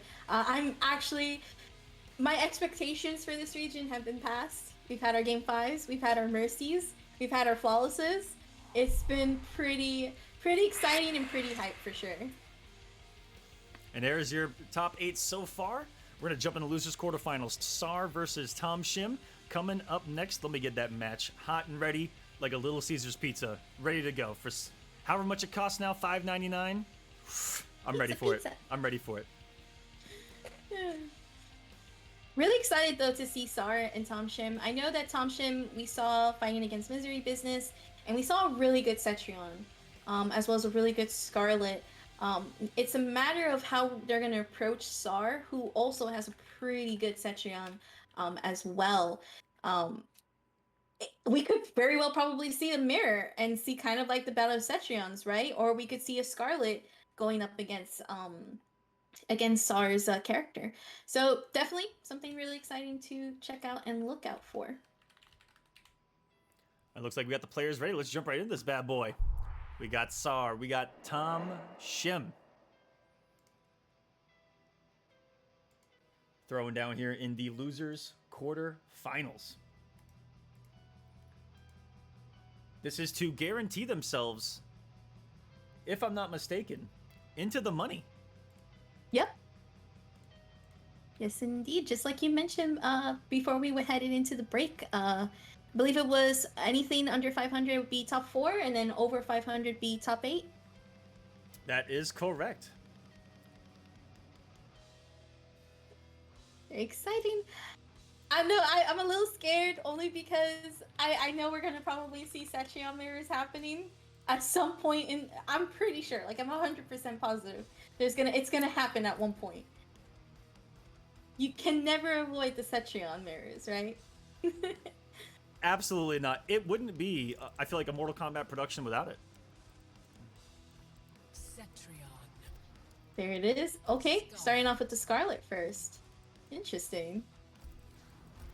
And for those of you just like tuning in and getting to know some of these players, Sar is from Japan, as well as Tom Shim's from Malaysia, if I'm not mistaken. Yep.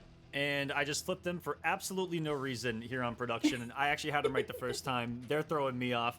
We got ourselves a battle of the full screen Titans here, Saki. It's going to be Scarlet versus Cetrion. Who's going to have the better full screen footsies today? Beautiful catch off of that teleport. That's the one thing, Scarlet doesn't have the slowest teleport in the game, so it is a punish if you can catch it. And Sar already doing a good job with a very substantial health lead. Literally can just play this game right now and not play too risky. Okay. Probably was expecting a parry or some sort, and chose to just kind of play it patient there. Gonna be pushed to full screen into the corner right now. Gonna get caught on that overhead. Staggers. Goes for the down one. Tries to flawless block, not able to. Oh, okay, there we go. Big stuff there. Just as we said it. The tornado was still active. Here we go. In the corner, no commitment beyond the 2-1. And that was such a smart call out by Sar. And the jump in works. It looked like the stand one was going to be good, but not today. And Tom Shim is... Look at this damage. This is will unholy. actually, I think... It's close. be. It's She so might be dead. close, right? Oh my goodness. Okay, 461. no. The 950 didn't curse her. The 950 did not curse, but the double down one will. The double down one. What a mad lad here. But that I feel like those are the kind of risks that you force yourself to take here against Cetrion. Absolutely. Oh, that would have been huge. If you would have got the second pickup there, I feel like Sar would have finally come off that defensive bar. But probably going to use it to teleport out of the corner now that she can breathe. Oh my goodness, teleport! It put her back in the corner. She got a taste of her own medicine right there. I don't want to hear anything right now. She did. Nice use of the counter. It doesn't look like the tornado pushed back too far back.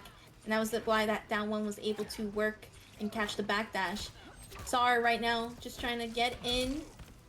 Okay, that usually that string is punishable, but some people forget that about the overhead and that it does multiple hits. So goes for the Hell's Wrath. I've seen so many Hell's Wraths look like they're gonna whiff in front of someone, but it actually hits their toes. So many of those already from Sar. What a reaction! What? And she's dead. There's no way you're dead. surviving this. Absolutely. Absolutely, she's dead. This is a hyper beam from hell coming right at you to tie us up at one game apiece, both having to come off their fatal blow early. So this last round is going to be down to the wire, I feel like.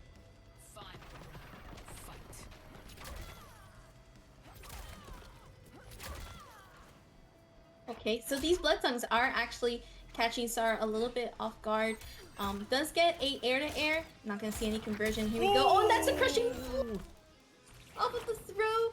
This does not do the bleed damage. I believe it is her other one, if I'm not mistaken.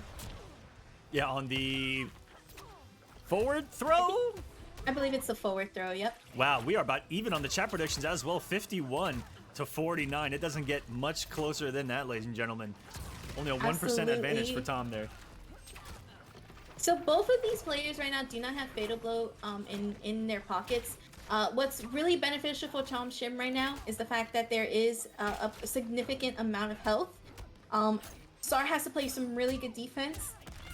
Probably may even have to do some flawless blocks to get some sort of launcher. Oh, this is a tough spot to be in. Oh, this is so tough. Those blood bubbles are just out there chilling. And we get a mercy. Another mercy. Why? Tom is just playing with fire. Tom had the Savage variation names. He's been playing Savage. I love it. My man's here to play, send a message, get in everyone's head, and show us what he's all about here in Mortal Kombat 11. Okay. This actually might not. This mercy might have costed him. If Sar I hope really it does. Come back from there. I hope it does too. If it does, don't mercy back. Oh my God, what an air to air.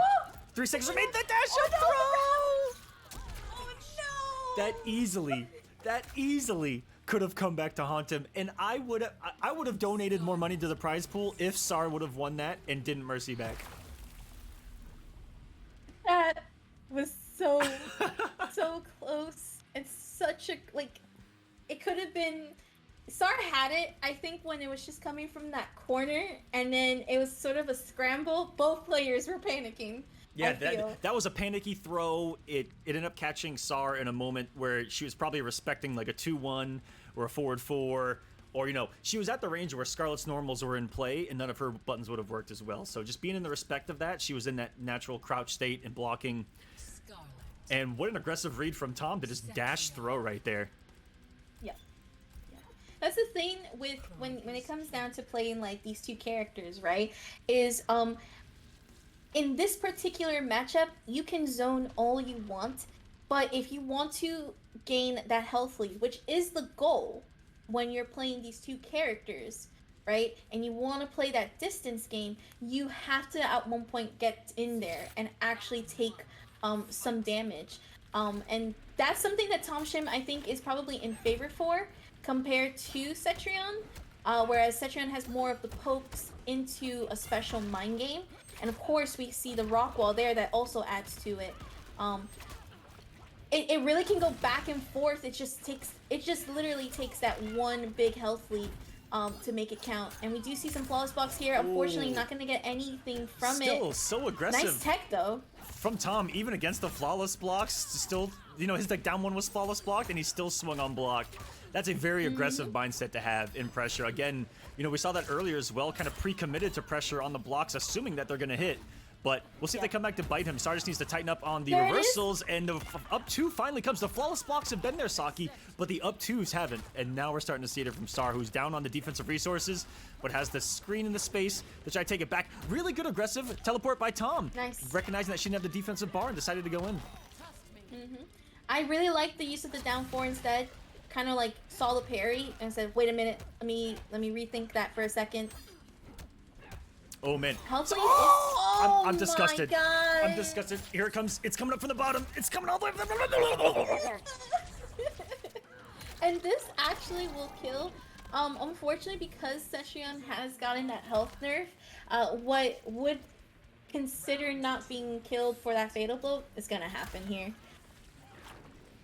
Sometimes those raw fatal blows are gonna work. That and was- again, if you're baiting those pokes, might as well try. That was absolutely demonic. You're right, Emmy. That was forward 4-3, nothing fatal blow. I've never in my life seen that. Which means I would have gotten hit. Yes, we would have gotten hit. Absolutely. We're the type of players that would have definitely gotten hit because we think better of our opponents. That's what happens. Tom All right. actually able to get some zoning here on Cetrion. Every time she's gone to the sky, he's implemented a no-fly zone with those tentacles, even following in the blood bubble. And these down ones have been problematic here for Sar on block. If she just waits and blocks the first down one, we'll definitely have the time to swing and take your turn. But letting Tom get away with too many of these down ones and the stand ones, or down ones and the down ones on block. Yeah, it's actually kind of crucial for her to really get something and read that down Oh, right one. there. But oh, this is the tech. It can be one hit confirmed for Sar. Oh, but unfortunately, those kicks are gonna get it, and into the brutal with her blood tentacle.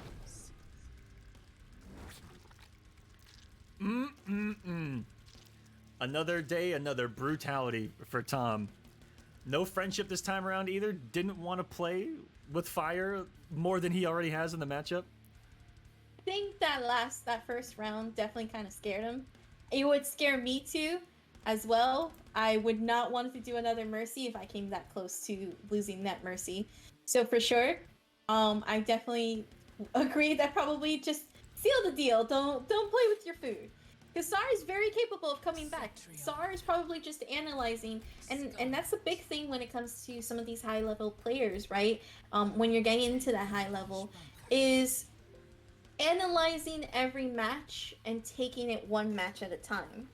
And that's something that Sar is very good to do. Very particular about as well. So let's see if the adjustments can be made. I feel like the adjustments need to be made on both ends of the screen too, not just the up close against the post, but full screen against the zoning. Tom's had a pretty good read on if she's gone airborne. The tongue does not anti her this time around though, and it does close the gap for Sar. And unfortunately, both of these characters throws put you full screen every single time. Yes, they do. That's why it's so important to just get off that first health lead. And right now, Thompson's actually doing really good by that. I'm loving these techs, just not getting anything from them, kind of going back into that defensive position. Okay, teleport upon teleport. Gonna get grabbed though, and I think that might have been an escape failed as well, if I'm seeing it correctly. Ooh. That's a lot of damage right there. In another situation that may have a 1,000 character may have survived. Would have been on the hair of their chinny chin chin, but Mama Cetrion's 950 hits a little different when she's the one getting hit here in this game. Goes for the down one. I Yeah. like that there's some rock walls happening right now. Sar just trying to find some Oh, way to get no. in. That was a tough one right there. The down one on hit creates a completely different mind game, and so Sar kind of doubling down on having to respect that on block starts opening up the throw game. Oh, these down ones have been so problematic. There's another one. Was that down one on blocking the throw this time around? Yup. That's And animalistic. those down ones are just. I'm sure Sar is also probably feeling the overwhelming annoyance from it. Teleports in place to bait out a move. This is going back and forth. Okay, air teleports. I like it. Okay. Catches the active tornado frames on that wake up.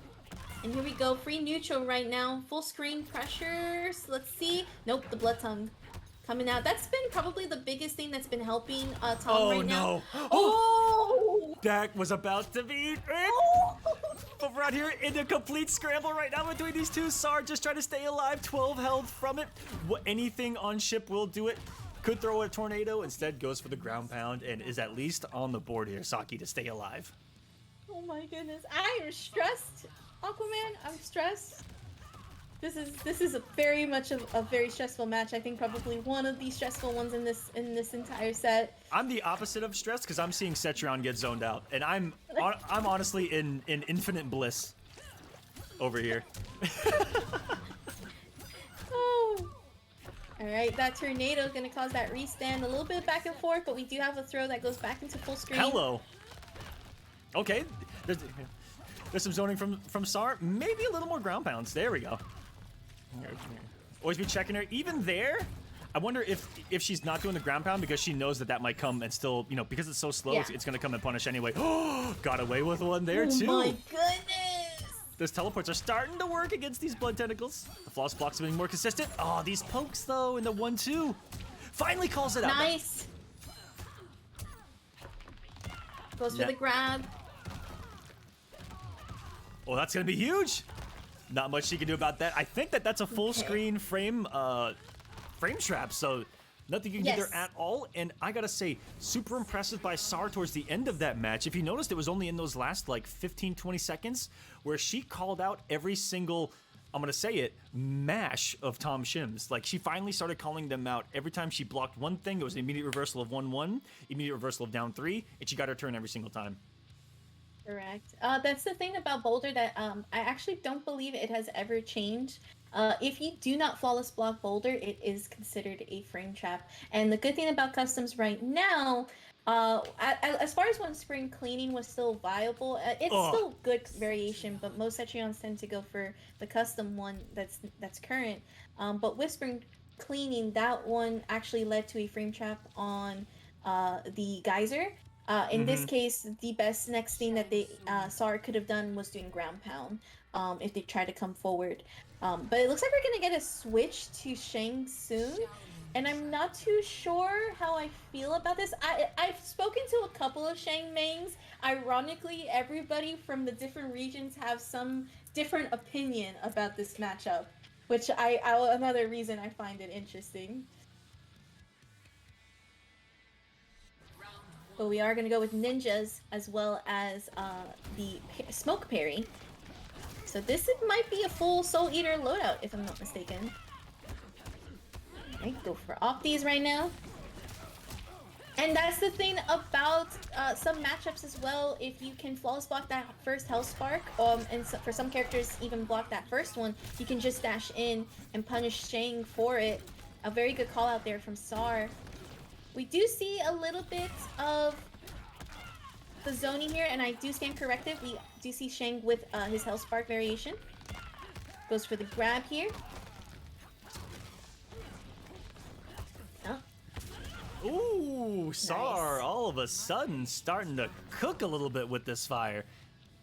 Taking Tom to the corner. Maybe this back off of Scarlet. Might not be the pick here for Tom. We'll see if he can turn this around. He's brought again. There's that last flawless block there, right there. Another zoner that has a really good projectile for if she does Hell's Wrath, and I feel like that's essential to be able to counter zone Scarlet, or sorry, not Scarlet, but counter zone Cetrion to take away that ability to just throw that for free because she's so used to be able to just do it. Hello, offense. There's this pressure here from Tom, just keeping Sar in the corner. Has to find some way, and Shane's jump kick going over the rock wall. There you have it. Saki, how has Tom been able to jump through a rock wall like 4 times? I can't do it once. There we go. That's what needs to happen. That's what we're used to seeing. It is literally because Shang has a really good jump kick.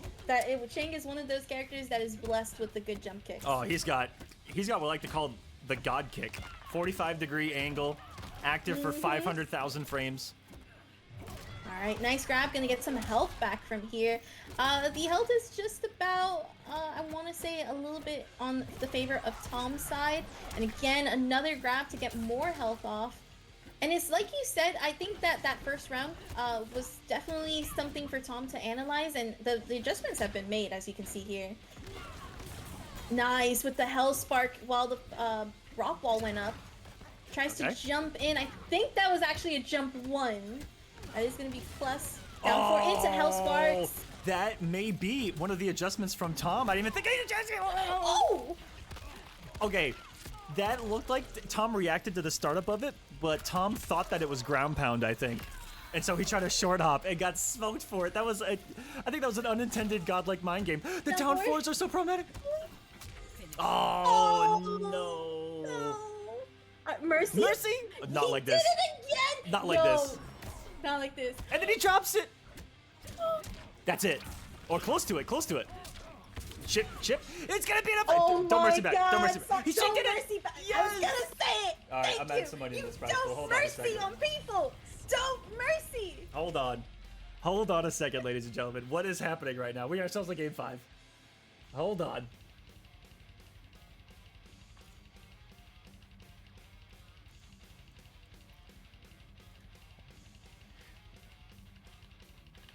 You don't mercy. This is coming from the queen of people who mercy me and literally get their butts whooped. You never ever mercy people and then expect it to be in tournament. In ranked, you never ever mercy. Don't mercy. What's crazy is he could be losing even more. Since the first one almost... No way. Oh, Mike. Oh my god! I told Aquaman. What did I say before we got into this match? What did I say? We were gonna Cetrion be mirror. bound to see the Cetrion mirror. Let's see if this prize pool updates automatically. I'm going to keep my promise. There we go. Plus $20 for the prize pool tonight. Just for the simple fact that she didn't mercy back. Round 1, fight. Let's go.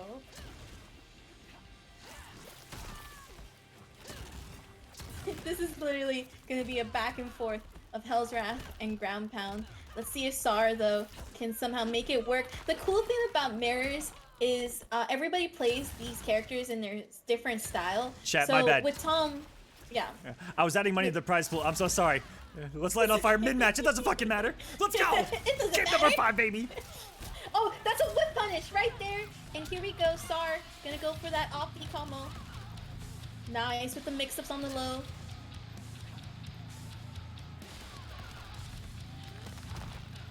Full screen boulders. That's a nice boulder right there.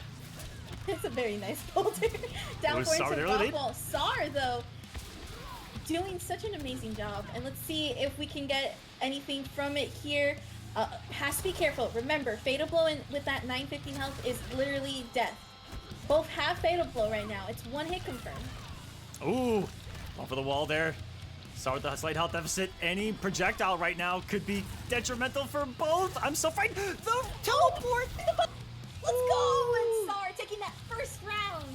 What an aggressive teleport right there to put her on match point from the depths of she was literally, she lost. She was at the death screen.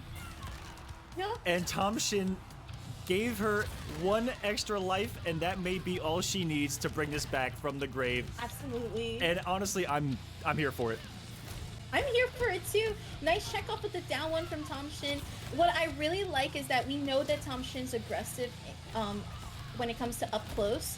And right now, Sar is doing the greatest job of right now just keeping it full screen and playing Cetrion's game to the T.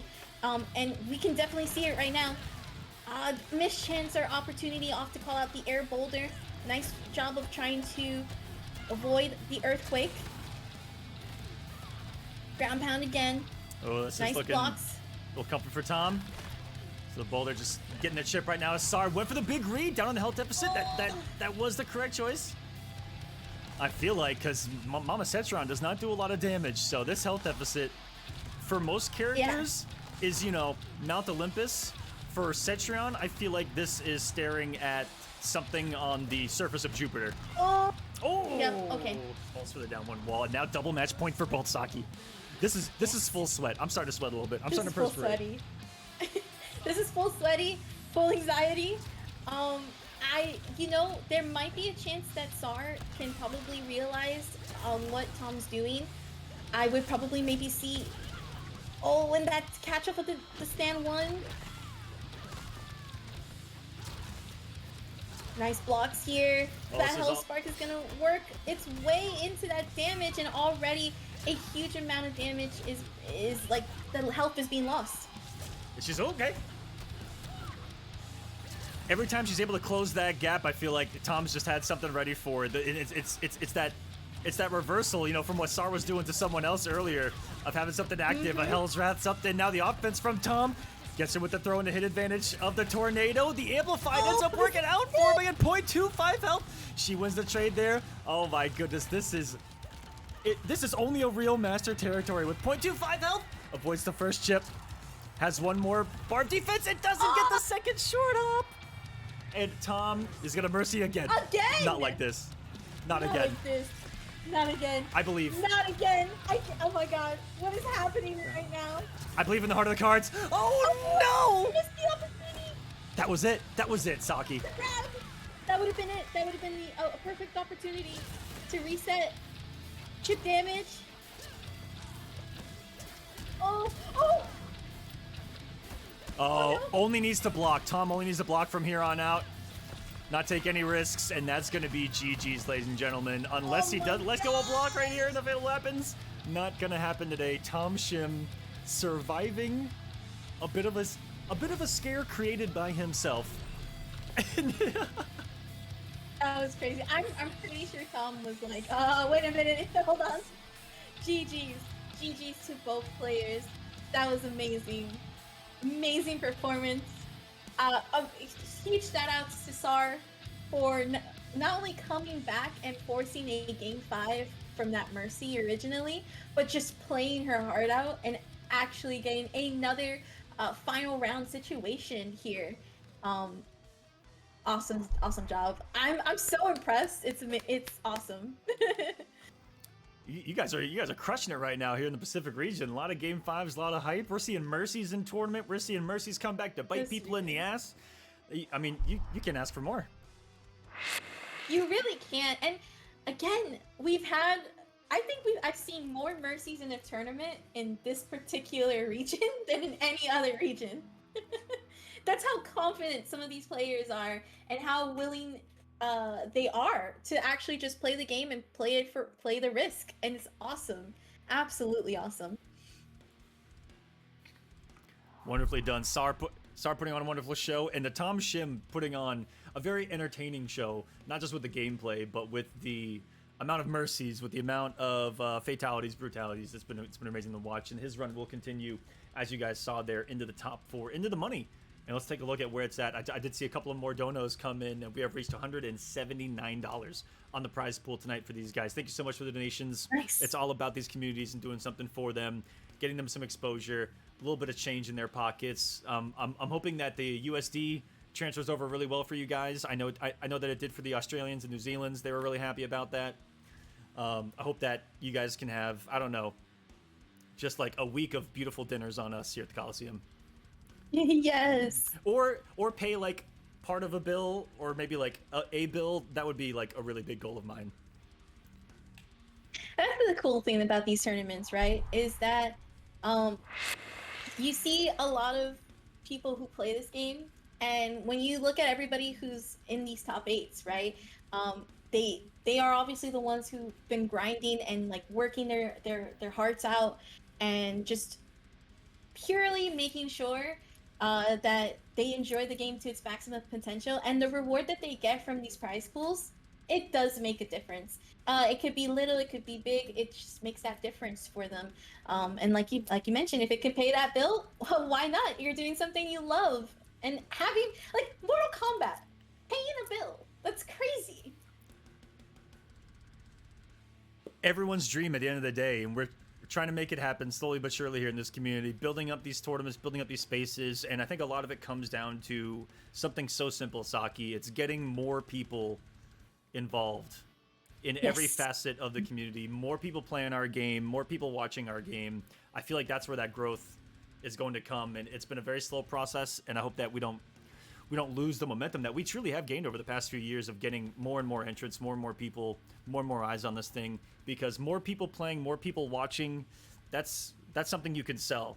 You know, it's unfortunately the way it works. You can't just, you know, put on something crazy and hope that, you know, the success is just instant or anything like that. Like, you need to have a lot of viewers, you need to have a lot of players in these things in order to sell a production, sell a game. Oh boy, I had that side. I was still hyped from the last one. I don't believe you. I don't believe you.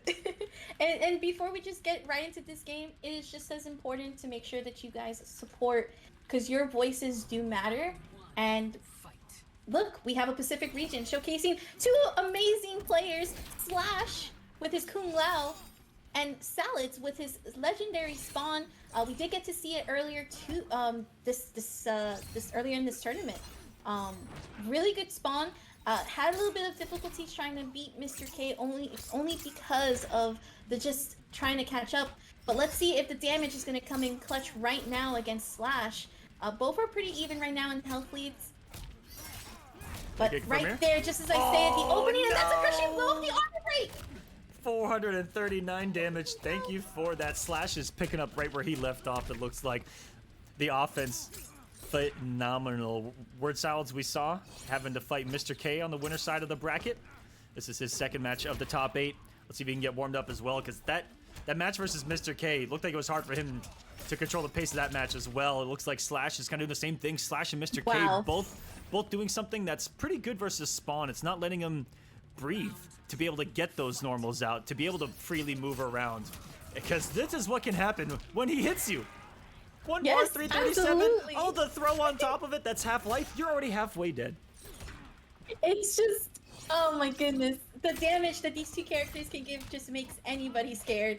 And with Slash now on that deficit, here we go, gets to the opening, uses the down two to see if there was going to be a call out to the breakaway. I kind of agree with Salads not using it just yet. There's still a lot of potential in this match that can make it. Yo! And uses the dash to actually catch Slash off guard. Oh, God, with the anti-projectile here. The zoning, slow that pace down, even baited out the fatal blow right there. Beautiful. Those couple of projectiles back to back just put in Slash's mind that Word Salads was going to be in a zoning mindset, and therefore he tried to call that out with the fatal blow. It was a nice immediate switch to defense there by Word Salads to bait it out. Mind games between these two, now has the lead. Is it back to zoning and baiting? No hit confirm. And 3, no confirm, yeah. That would have been huge for Word Salad here. Would have got slashed off the defensive bar at least. Still gonna get some damage from it. And damage at the end of the day. Hello! Okay, here we go, confirm. Oh my god! Oh my god! Did not call out the breakaway, but this, I think this is ease of access to crushing blows, right? That may have been one of the most... if he would have done the cape? If he did the cape? Maybe? Animalistic. That entire sequence was one of the dirtiest things with Spawn I've ever seen. The anti-air stand 3, convert, read the breakaway, and use that breakaway to activate the soul forfeit. Okay, we got a grab right now.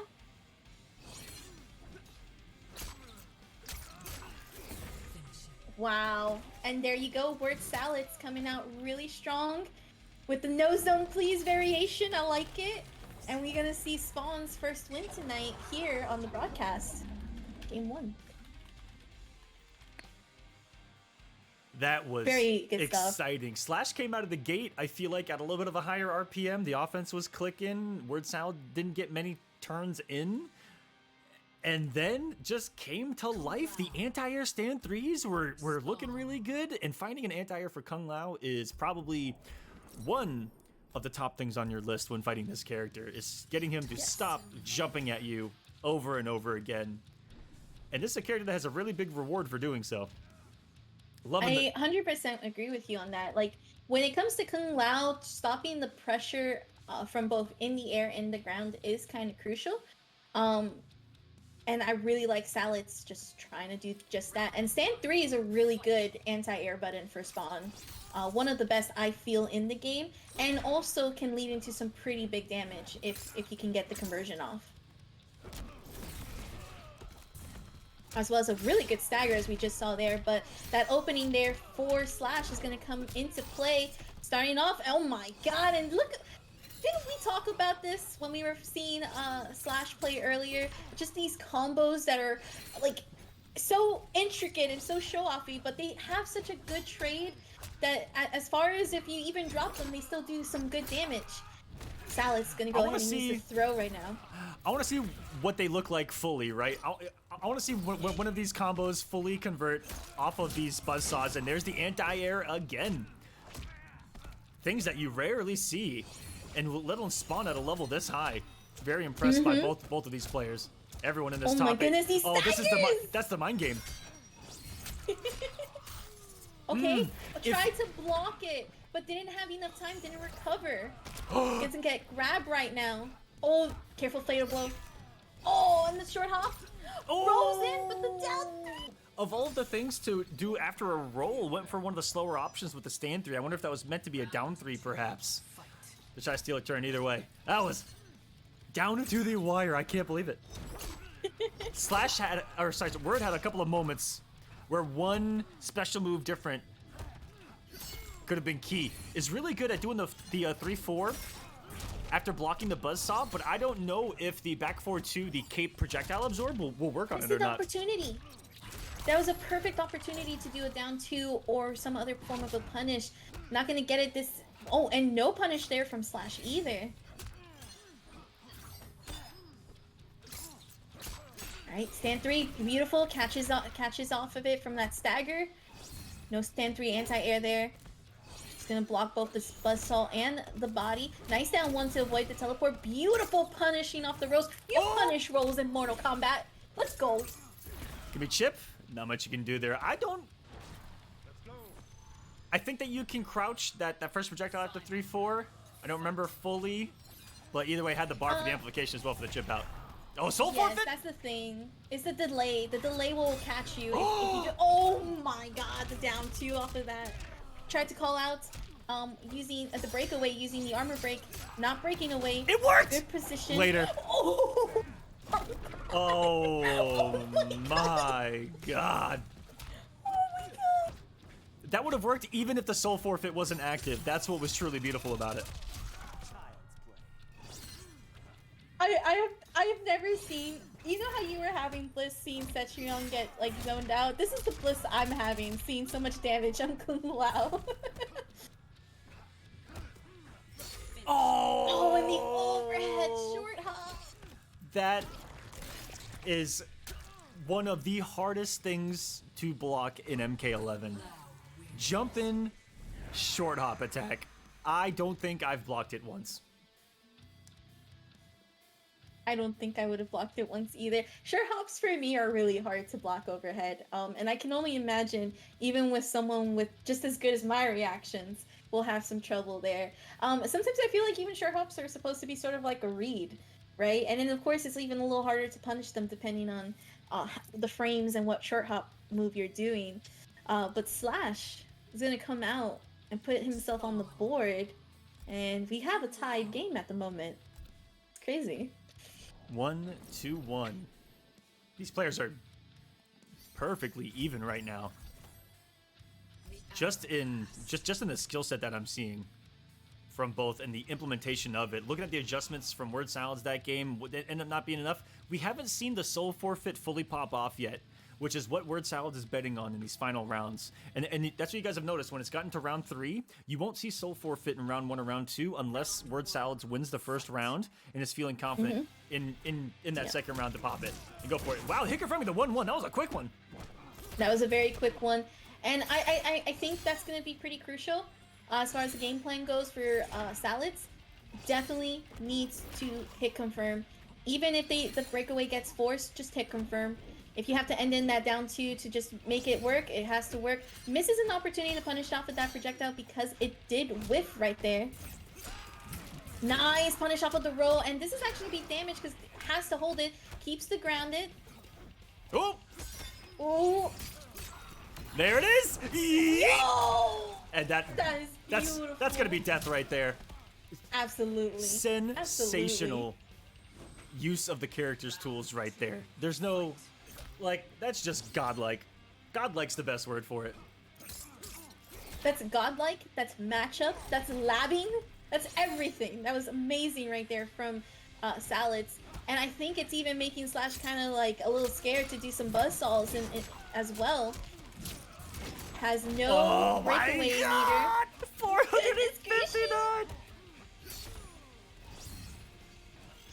Hold on a second. Salads are starting to pop off here. Let's see. Slash is trying to make this comeback active and see if they can do it. Ignores the Nice. buzzsaw. Got Kung Lao off his hat. Only for a moment. He's going to have to deal with this one. Nice patience to wait that all out. And that stand 3 stagger is a problem. I don't care who you are. Mm-hmm. There's a lot of pressure. Okay. Trying to get away with one there. The down one on block into the stand 1. He's got 3-4 his way out of the corner. Whoa! It don't hit. That's going to be it. Into the fatal blow. Here come the guns. Wow. The whip punish from that shimmy. Beautiful. And there you go. That's exactly what Salas was looking for too. Is what was crazy about it. You could tell just how like waiting for that moment to just do the damage, get the whip punish. There you go. Salad's up 2 on the board right now. The music is very fitting of this victory screen It here. is. It is. That's what I had on my mind that whole time. I'm like, am I watching Spawn? Let's go. Is this his trailer? Right?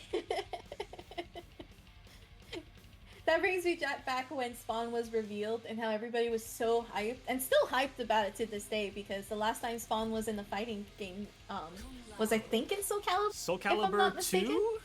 Yeah. So, and it's crazy because in Was it the this Xbox? game, It was either the Xbox. I think it was for the Xbox. I think it was the Xbox I think it version. was. Yeah. Yeah. And what's crazy is in this game specifically, they really tried to get everything from the cape to his chains to his moveset. So, do we have bottom 5 Terminator? What? Bottom 5? You better put the word top in there. Hold on a second. If he has teleport, this character's cooking. If he has the teleport, then yes, I'll put him in top 5. No, I wait, maybe he might have teleport actually.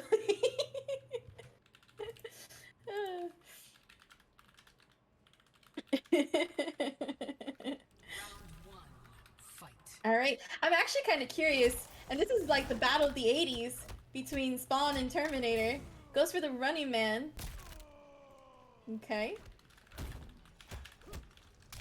Tries to flawless block that jump in. Goes for the mix. Oh, there's the oh my god! Yep, top 50-50? top 5 right Hey. there. Right there. That's right, top 5 right there. The moment he has hit advantage, and it's 50-50 time, baby. It is time to go to work. Where's Destroyer at? He has the better... I know, I was gonna He has the better say, Terminator. He has the better where's Terminator. Terminator? Nice pickup off the anti-air 2 with the down 1. And all the back dash. beautiful. Welcome to jail. Do not pass go. Do not collect $200. This is just Can we talk about this that is stagger? this is eat my shit and die God. territory. I don't care who you are. Oh my Every spawn down player needs to look at that, and then I want them to. Okay, I was gonna say something pretty savage right there. Never mind. Gonna get hit by that shotgun. Beautiful use of the stand 3 to stop the Running Man. That's a lot of people, they get a little scared when they see Terminator run like that, but you can still press buttons. You just gotta find that right button, especially off of that shotgun, since it has a bit of hit advantage. Look at this! Sal's just doing the same thing too. It's like, Whoa. catches the teleport off of the startup frames. We do have mixes though. Oh my god! And the crushing blow with the overhead. This is gonna be a launcher. I'm not sure if that was fully optimal. Another beautiful. That's Mix. it. That's it. And Do here it. it is. The set. I am stunned at how good Word was able to progressively get better at anti-ing with stand 3 into these big combos, utilize the tech versus Kung Lao, finishing it off here versus Terminator. What a display of competitive spawn from Word Salads. Wow. Oh, I love this friendship. This is actually my favorite friendship in the game. Spawn wins. That was amazing. I do kind of want to point out, if you ever wondered, like, what do you do in the corner? Just pray against spawn. That stand 3 is so good. It's ridiculous. The stagger off of it. It's crazy. Over.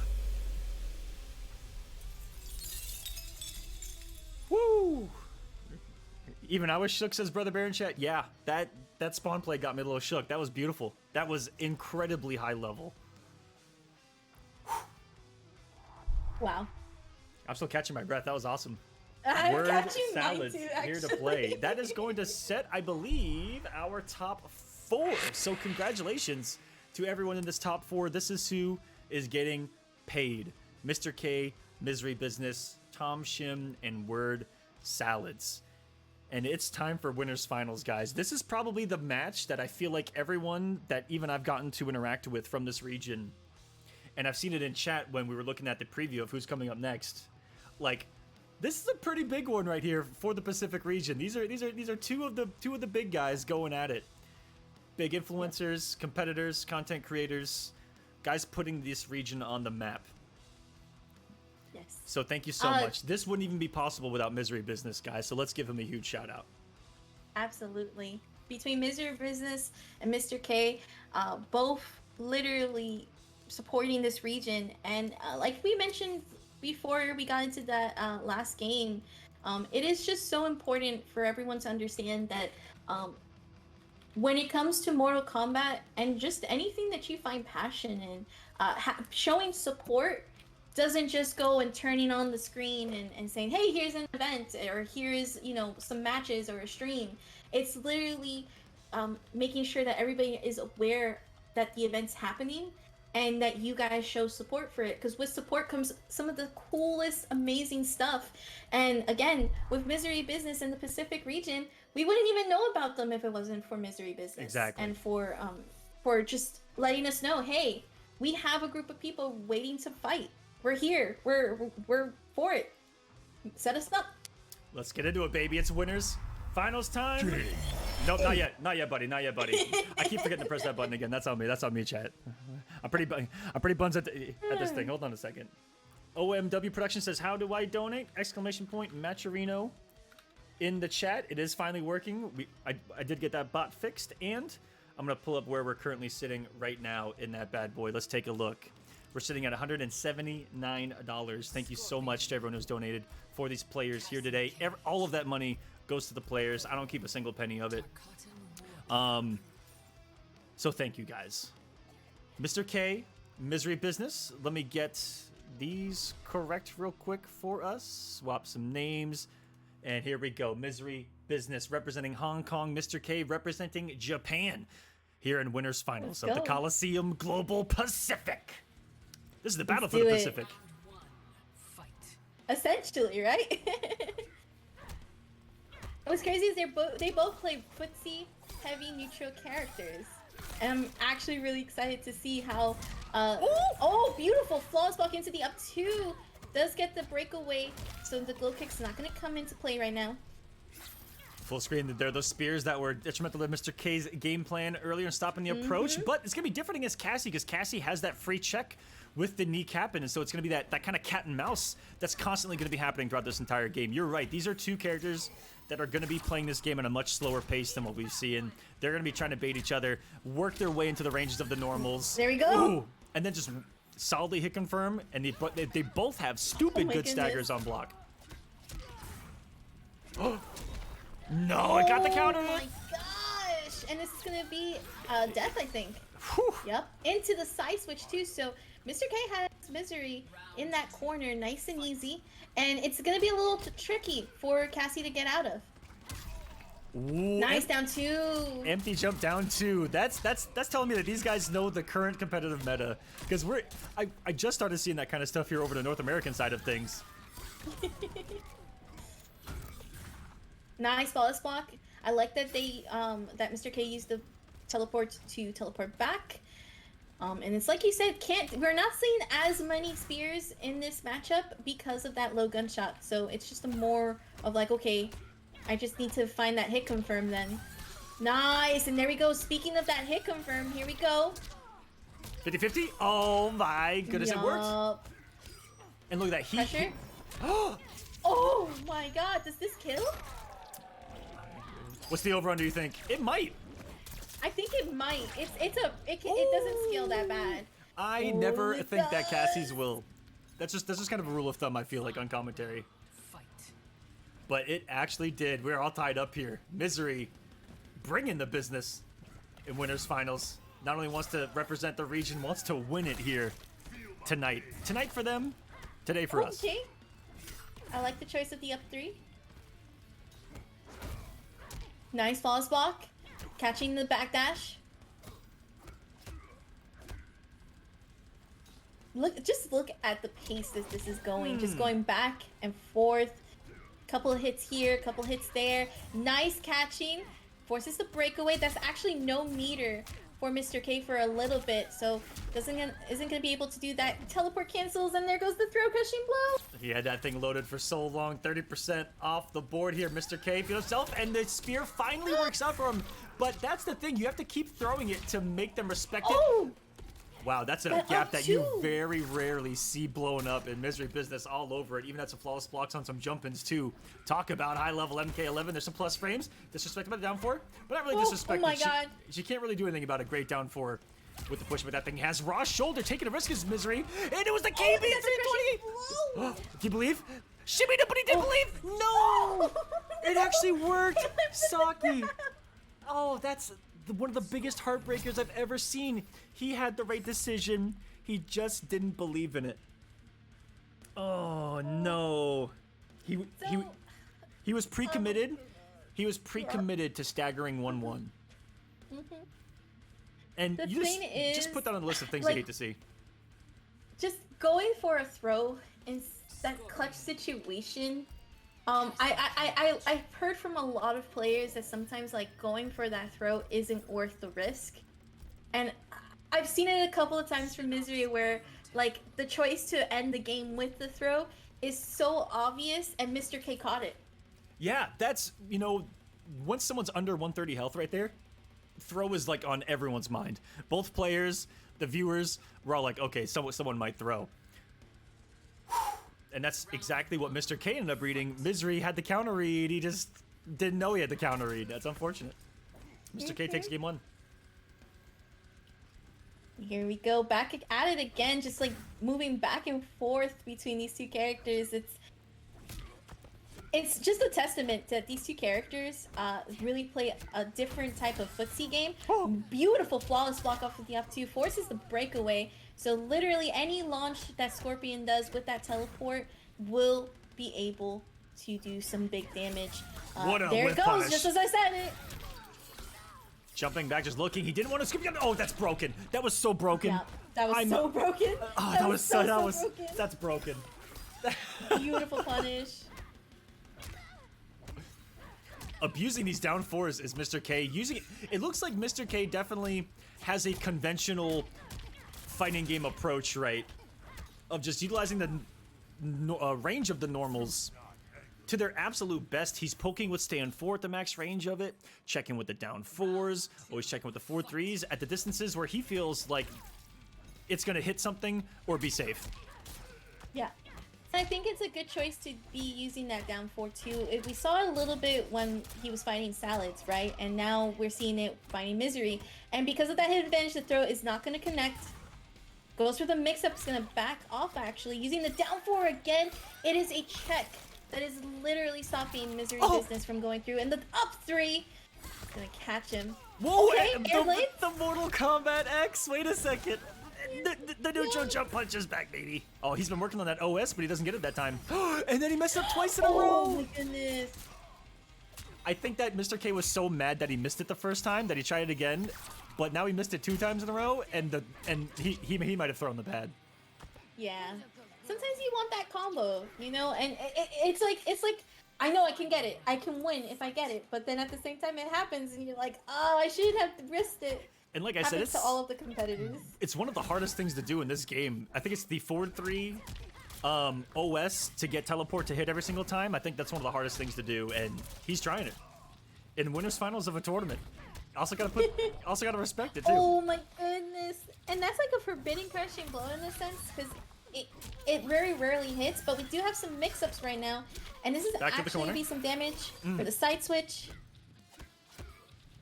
It's plus, I think +2 on the 2-1 stagger right there. So you really got to respect forward 3, 1-1, down 4, which almost resets neutral in this matchup.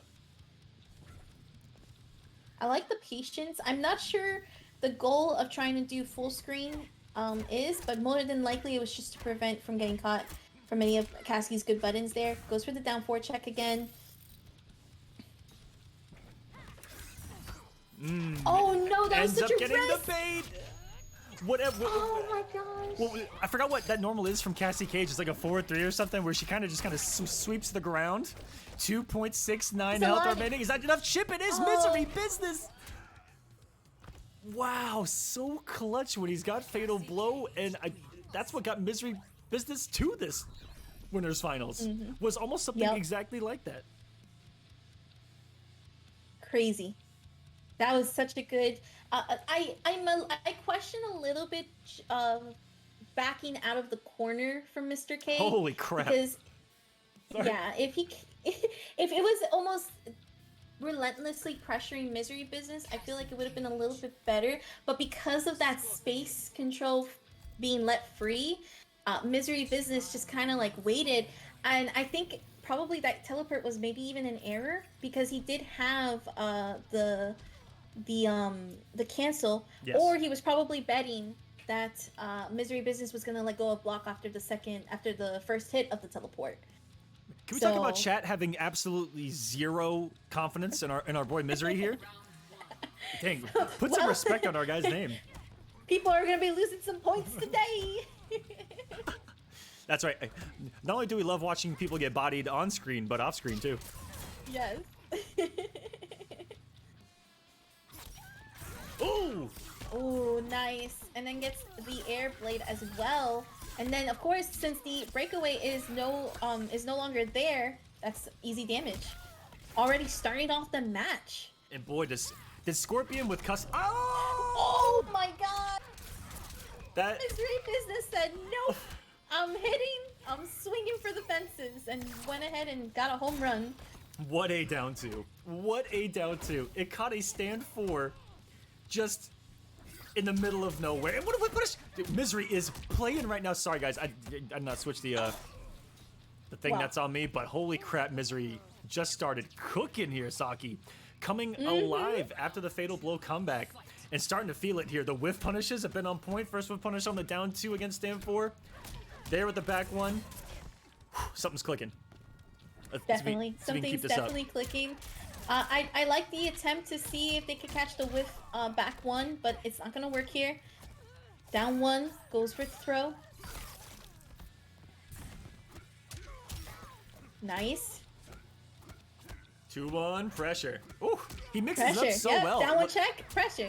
I actually guessed wrong on that particular 2-1 sequence right there. He went for a down 3, which was, I thought he was gonna go for something a little bit slower there. But these back ones. Beautiful catch. Okay, there's a breakaway. Any damage though? Ooh, guys, to be careful. Literally anything will chip out. And K's got Fatal Blow. No defensive bar for Misery. Anything on hit, the kneecap in will find its target, and Misery Business is up 2-1 in this winners finals. I feel like this would be huge. I know when I've talked to Misery about this matchup before. I think when I first met Misery, he played an exhibition with Mr. K, and I want to say that Mr. K took it pretty comfortably. So, I know let me know the Business history here, has chat. just been like grinding this game. I see it every time they're streaming, and also when they're posting up on their YouTube. And the amount of work they're putting into Cassie has, I've seen the growth with the from the few times that I've been able to pass by and I've known Misery Business. And of course, Mr. K, with the Scorpion, of course, it's just it's just one of those things too that like this is a matchup that is there's a lot of things stopping Mr. K from playing the game plan of Spear. The down 4 checks seem to be working pretty well. I think though in that like tense situations, the choices that are being made are definitely becoming risks that are unfortunately getting paid off in the risk category. So definitely stressful, but we do see a shoulder charge right now from Misery Business. A little more aggression out of Misery as this set has gone along, just kind of finding a rhythm in Mr. K's play for him to get those what appear to be sniper shots with those back ones of Cassie's. Oh, Right, and if you nice notice there, Mr. K did an empty jump. It was in the same situation or same spacing that Misery flawless blocked earlier, so he's Beautiful. they're playing mind games around that as well. Here comes the offense. Actually blocked the overhead. Crazy. Wow. And I believe Misery Business has to hollow that. Yep. But we did see Misery Business come back from a huge health deficit, so it is now game over. Like this literally can be Misery Business's game in a blink of an eye right now. Tries to punish, and there you go, Mr. K saying nope, not today. We're going to get some damage back.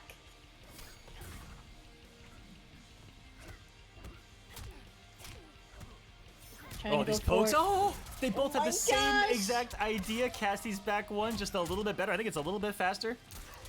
Snipes with the low as well. It still converts. Almost got it. That was a tricky situation because it looked like the low shot ended up anti-airing and still converted. Gets the counter hit. Crushing blow. Goodness.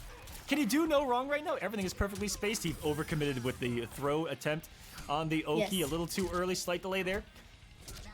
Yeah, to the corner. Uh-oh. Oh, and this is gonna hurt too, as well as this does do bleed damage. He missed the NJP right there. Lost out on some damage. Could have set up the next hit in the fatal blow to kill, but now he's got a little more work to do. Oh my goodness. Looking for something to teleport right now, because anything on teleport, I think will go in the fatal blow. And a whiff punish! Wow. Misery is glow gaming tonight. Holy crap. Fight.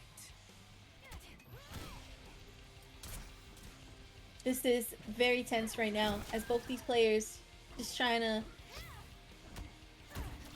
take it home. Essentially, Misery Business trying to take it home. Mr. K trying to stay alive in this bracket at the moment for winner's side. I'm starting to think that Misery Business got me to do this region just so he could get a victory here today. Wait a second. This scumbag Misery Business over here, ladies and gentlemen. I'm just messing with and him. the whiff throw is going to force the breakaway. Has to be careful. Nice tech. Alright. And go get some damage. Goes for the restand. Uses the down one to force off of the grab. Ooh, Okay. just something different. So late in the set for Misery to throw something different like that is the exact changeup you need to keep your opponent on their toes. He's probably going for a tried the flawless flawless block. block. Yeah. Up two, failing him there. But we're even on health in the mid 300s each. Went for a whiff punish. He's still reacting to almost every button Mr. K puts on the screen. But that down four on the much harder side to whiff punish. You need to get it in the recovery. Hard to do. Still a flawless block available. I'm stunned by the execution and spacing of Misery Business in this winner's finals. I'm going to say it. Oh my goodness. And it's still... That could have been a hit confirm. That could have been a hit confirm. But we got time. And we got damage. No way! I can't. No. Did he lose? I'm pretty sure he lost. I'm pretty sure Misery Business lost this. No, he did. He doesn't Yeah. have health. I'm pretty sure that Misery Oh Business my is going to die God. right here, ladies and gentlemen. I'm pretty sure we're going to a game 5. Is she going to fall down? Later. Oh my god. Oh my god. I hate when that happens. That... Because it sucks. Because you had the right read and everything. But that fatal blow literally was too late by the literal millisecond. I'm going to come back to us for a second. Just to do this. Like, I think that says it all right there. This has been incredible. Scorpion. Cassie Cage. I'm not gonna lie, I kind of would have needed a little bit of a minute in the character select screen. I'm not gonna lie. If that happened to me in a tournament, I would probably just like stare at my screen and probably have to take a couple of breaths because that probably would have tilted me just a little bit. Here we Having go. all of that just like going there. But game 5, everyone. Round 1. Fight. The Kolosseum is on fire, and Mr. K and Misery Business giving us a winners finals for the ages here, showing off the Pacific region. That was so freaking optimal. You rarely see it. That's crazy. Let alone comboed into for an optimal B&B. And another crushing blow forces the breakaway.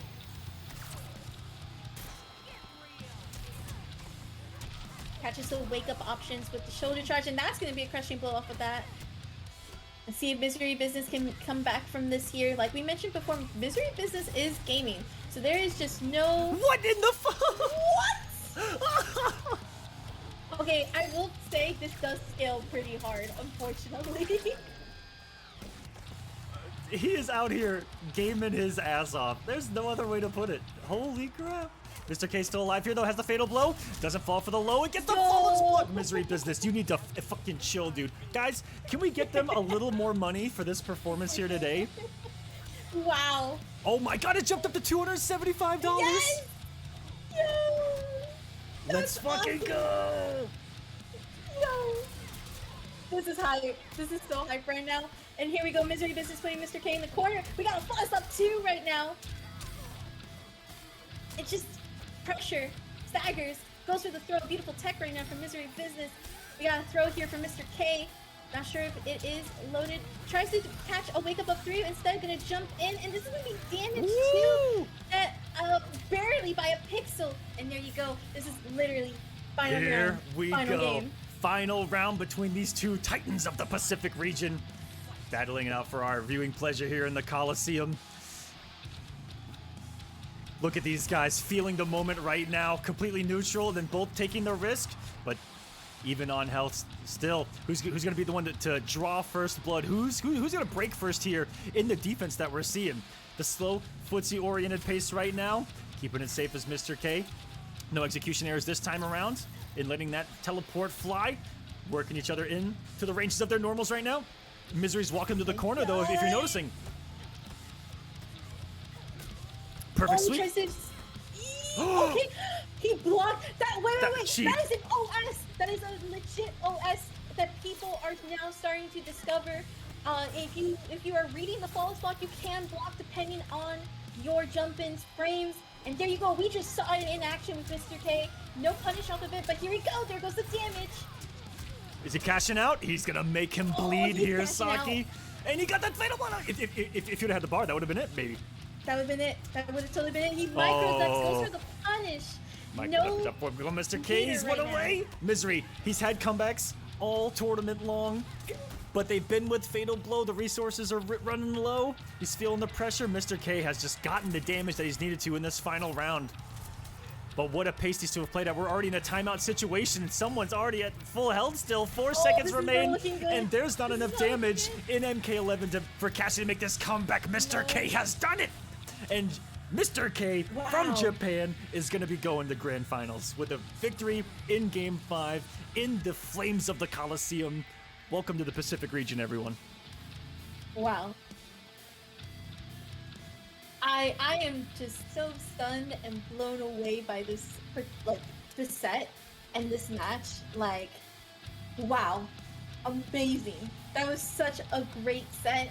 That was if I had to describe Mortal Kombat 11, it would be this set. Wrong button. Honestly. Ooh, I just showed something off though. Hold on a second. That was a little bit of a teaser of stuff that we're adding in. Wrong button. No, chat. Don't worry about that button. Don't worry about that button. I honestly say though, quite honestly, that would have to be a perfect example of Mortal Kombat 11 at its peak. Just that match going back and forth, the footsies, the damage, the comebacks, everything that was in that fight was just pure Chef's Yes. kiss perfection. You know, not only was it, you know, an incredible level of Mortal Kombat from the region, that was highest level Mortal Kombat on the planet right there. That was some crazy stuff that we saw. And with that victory, Mr. K moving on to grand finals. Misery Business will be moving into the losers finals, and let's go ahead and jump right into it. Let's waste no time. Let's get Tom Shim and Word Salads back in here. Let's get it.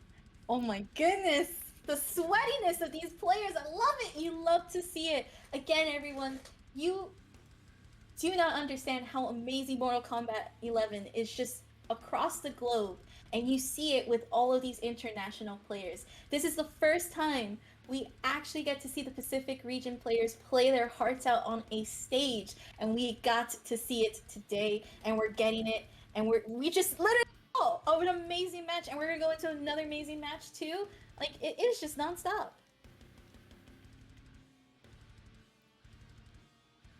All right, let me get the right people invited here. Tom Shim, Word Salads. Tom the Savage. This savageness. Yes, the savagery. Savage. Famous for his mercies, holds no remorse, does them, says, I got this. And Word Salads, showcasing Spawn, which we rarely ever get to see Spawn at such a high level, right? It's hard to see that character up here compared to the rest of the roster and their toolkits, right? So really impressive to see an amazing Spawn player playing right now, and into this top 4, I believe. Yep, we are in top 4. Everyone that you're seeing from that winners finals on is getting paid here tonight. I want to see if this fits into this little box here. Oh, it fit perfectly. The winner of this will be facing Misery Business coming up next, guys, by the way. Hey, look at you. You got it. Hey, whoa. Some stuff works. Some stuff works. All right, let's get into it.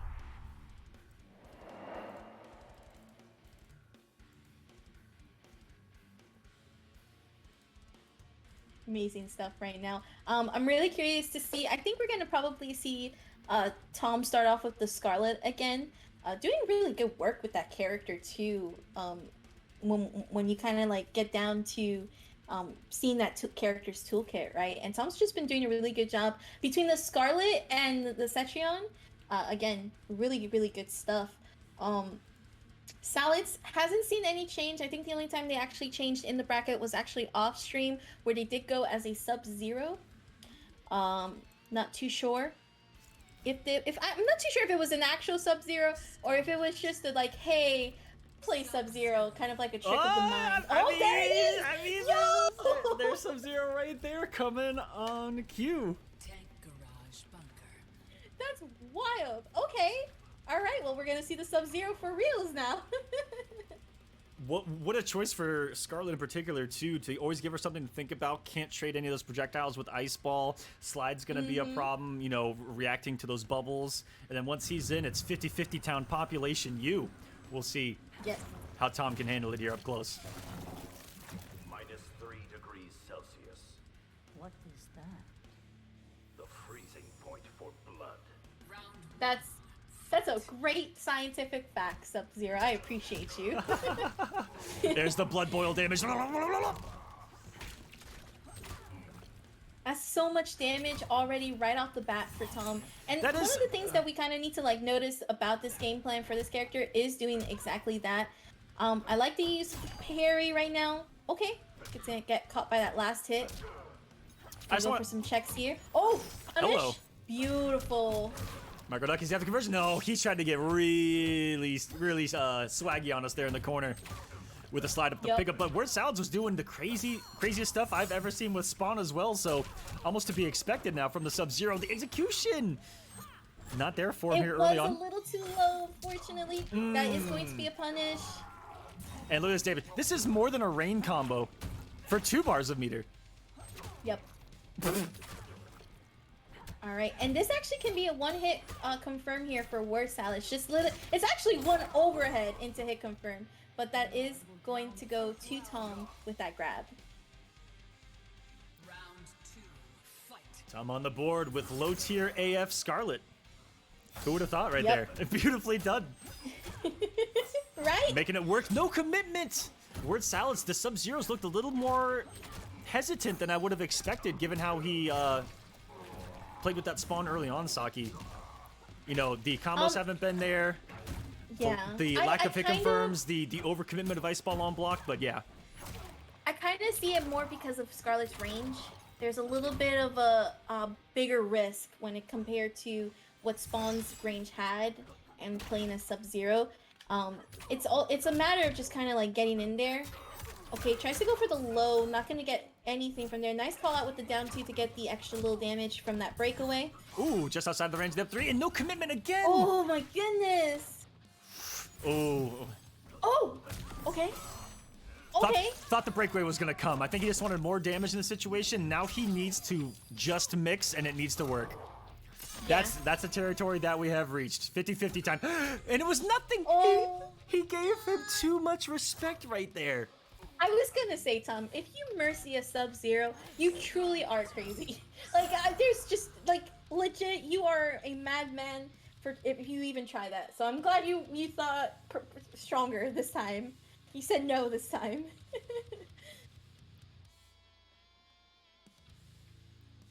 That's a very wild match. When seeding this event and talking to Misery and a few others, they were telling me that, our top 3 seeds for this tournament are Mr. K, Tom Shim, and Misery Business. So with a victory here, would definitely cement them, I feel like, as 3 of the best, if not the best players in the region at the moment that were able to play here today. We do realize that's, that's a weekday. A lot of people are working. That's why we try to put it as late as in the evening for you guys as possible to avoid work.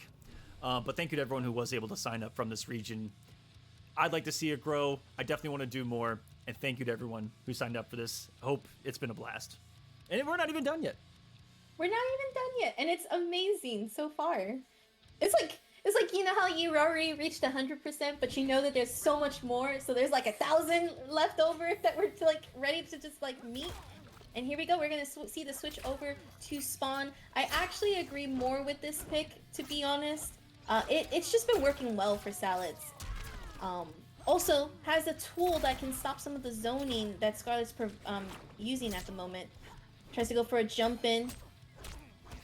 Down one. Okay, that was a little taste of Tom's own medicine, though. I think that's why he did it right there. Yeah, I agree. Taste of old medicine works. Oh, and this unbreakable damage does so much. Oh, these bubbles. He's actually blocking him high, which is... It's one of those things where you feel like you do have to block him because of the tentacle, but this is just a massacre from full screen right now. Making it truly rain blood is Scarlet right now. Wow. Nice flawless blocks. I like the hesitancy because that parry was definitely coming. I would like to see a little bit more flawless blocks because it does seem to in the past for Tom, against Tom rather, have worked a little bit and kind of the key to trying to fight Scarlet. But Salad's trying to keep alive right now. It's just getting caught in those blood tongues. Not being able to actually get in is actually just trying. Here we go. The stand 3 though. Forces the breakaway. There's some damage. Nice meaties.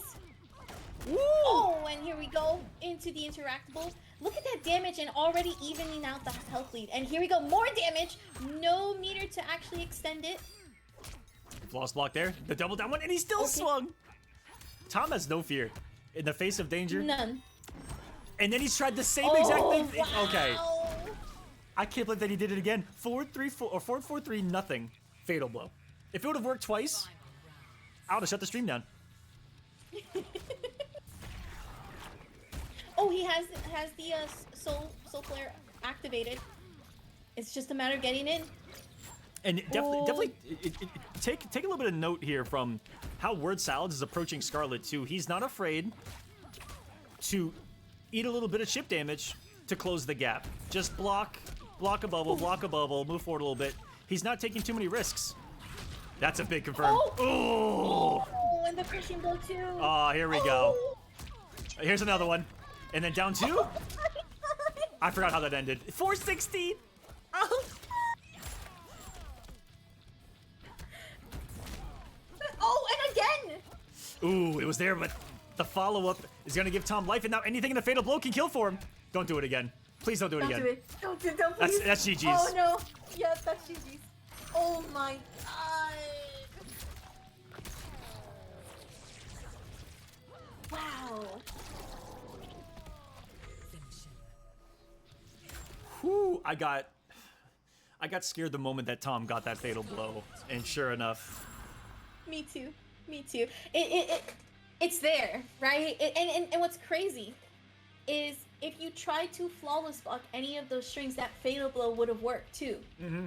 So it's almost like you either block or you take the risk of taking your turn. Yeah, when she In has that fatal blow, situation. you can't really flawless block anything into into something rather. Like you can still flawless block it and just flawless block it. Don't do your up 2 or your up 3. Spawn. But if you get aggressive, and she's right, Scarlet.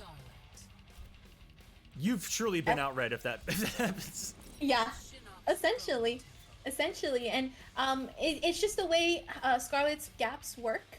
It's why her dagger also is able to be brought out right after a flawless block too, because of the startup frames, if I'm not mistaken, and how the flawless block frames also work too.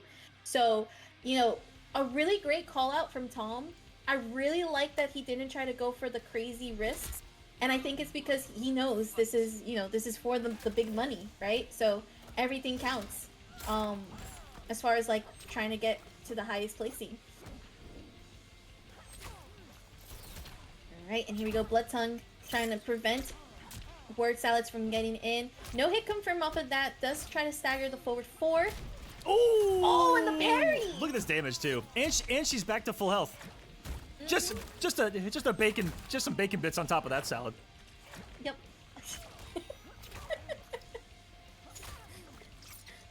A chicken Caesar salad with some bacon. I understand. And here we go. Some damage right now off of the board. Nice. Tries to. I think he was trying to go for a whip punish, but unfortunately reacted too late. Oh, that stagger one too? Clipped him, and the throw afterwards. Tom Shim now on match point to get into top 3. And set up the run back with Misery? Oh no. No. Let's not think too far ahead. Word Salads, I still believe. In the heart of the I cards. still believe too. And in this Heart of the spawn. cards. Heart of hell, essentially. Yep. Just, you got this. Whoa! Oh my god, the trades, the down ones, the back and forth, unbreakable damage right now from See ya. Tom. Oof. And there's the bubbles. I've been so much trouble for him, and Oh my gosh! not only that, was that a failed escape I saw? I think it was, actually. I think it was. I don't think it's gonna matter here. literally- He has to fight his way through an entire field of projectiles right now, and he got aggressive right there, Tom. Did Tom want to close out right there? Maybe get a little Oh, too... that was an opening. Down 1, chip. And he's still Oh, down 1! the He was plus right there! He was plus right there, and he still pressed down 1, and then he mercied! Oh my god! The savagery has officially reached over 9,000. Okay, I like it. Checks with the. Oh, okay. That was godlike, by the way. That was actually godlike. So godlike. Bit of the throat. He's still alive? Still alive in this? Oh! Oh. I love the cheeky down one. Oh, that'll but do the it. crushing blow, like you mentioned, it was loaded. And Tom is going to head over to Losers Final. Paint us a masterpiece, Scarlet. Paint us a masterpiece over here. Yes. What you got? And this will tell you how much brain activity a Scarlet player has. It's You're so mean, Aquaman. I don't mean it. It's just for entertainment. Phenomenally done there by Tom Shim. my GG's. Don't do Tom like that. Listen.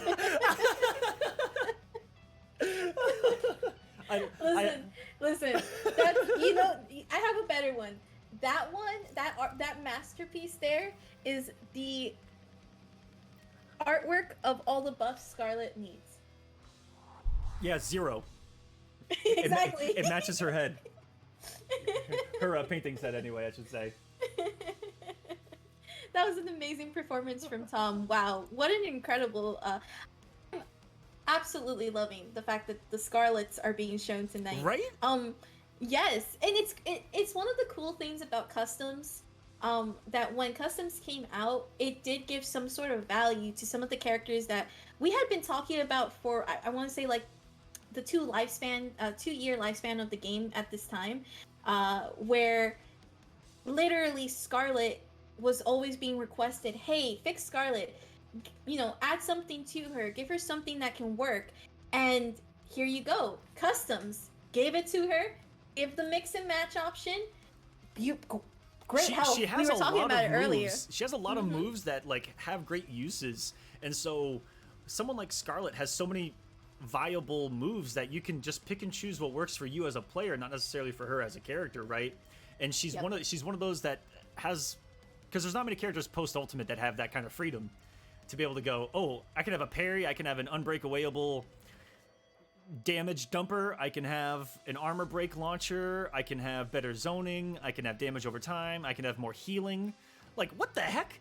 That's a lot. That's like more than 2 things, if the math is correct. Listen, don't talk to me about math because I'm terrible with numbers. Hey, that's same here actually. I'm Same terrible. here actually. As soon as numbers come into the picture, I'm just like, please no. I'm gonna go hide now. Well, But no, you're absolutely right, and it's yes, Scarlet players are probably working extremely hard compared to some of the other characters in the roster. However, when you see a Scarlet player just play absolutely phenomenal, like Tom, it's worth it. Oh yeah. It is absolutely worth it. And wonderful stuff, man. You've made top 3. Congratulations. But massive shout outs to Word Salads for getting the top 4 as well. You will be getting paid. I'll be in touch after the event to get you guys some money. Let's actually see where it's at right before we go to our break before top 3 starts, guys. We're going to have a little bit of a breather. These have been incredible. We're up to $276 for these guys today. Thank you so much. It's about what we got for Oceania yesterday. I'm glad that these guys are getting paid, and it's only thanks to you guys. Thank you guys so much for that. We're going to take a quick break. We'll be back in 5 minutes with the top 3 closeout losers finals and grand finals. Last 2 matches of the night, guys. After this, don't go anywhere.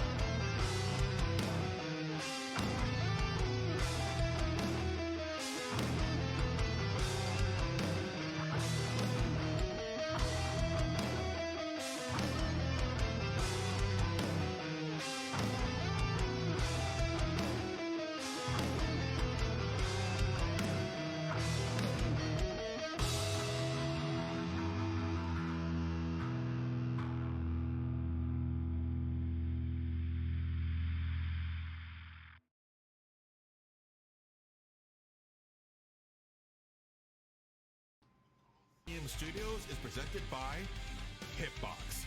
Take control at hitboxarcade.com/Kolosseum. And if you like what you've been hearing, it's our own official soundtrack. Purchase or listen today at Kolosseum.gg.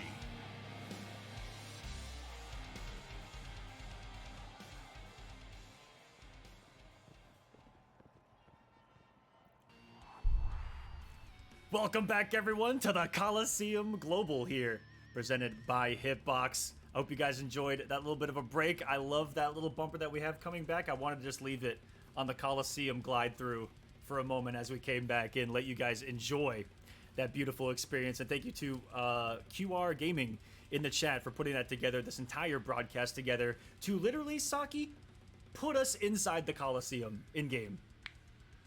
Isn't that cool?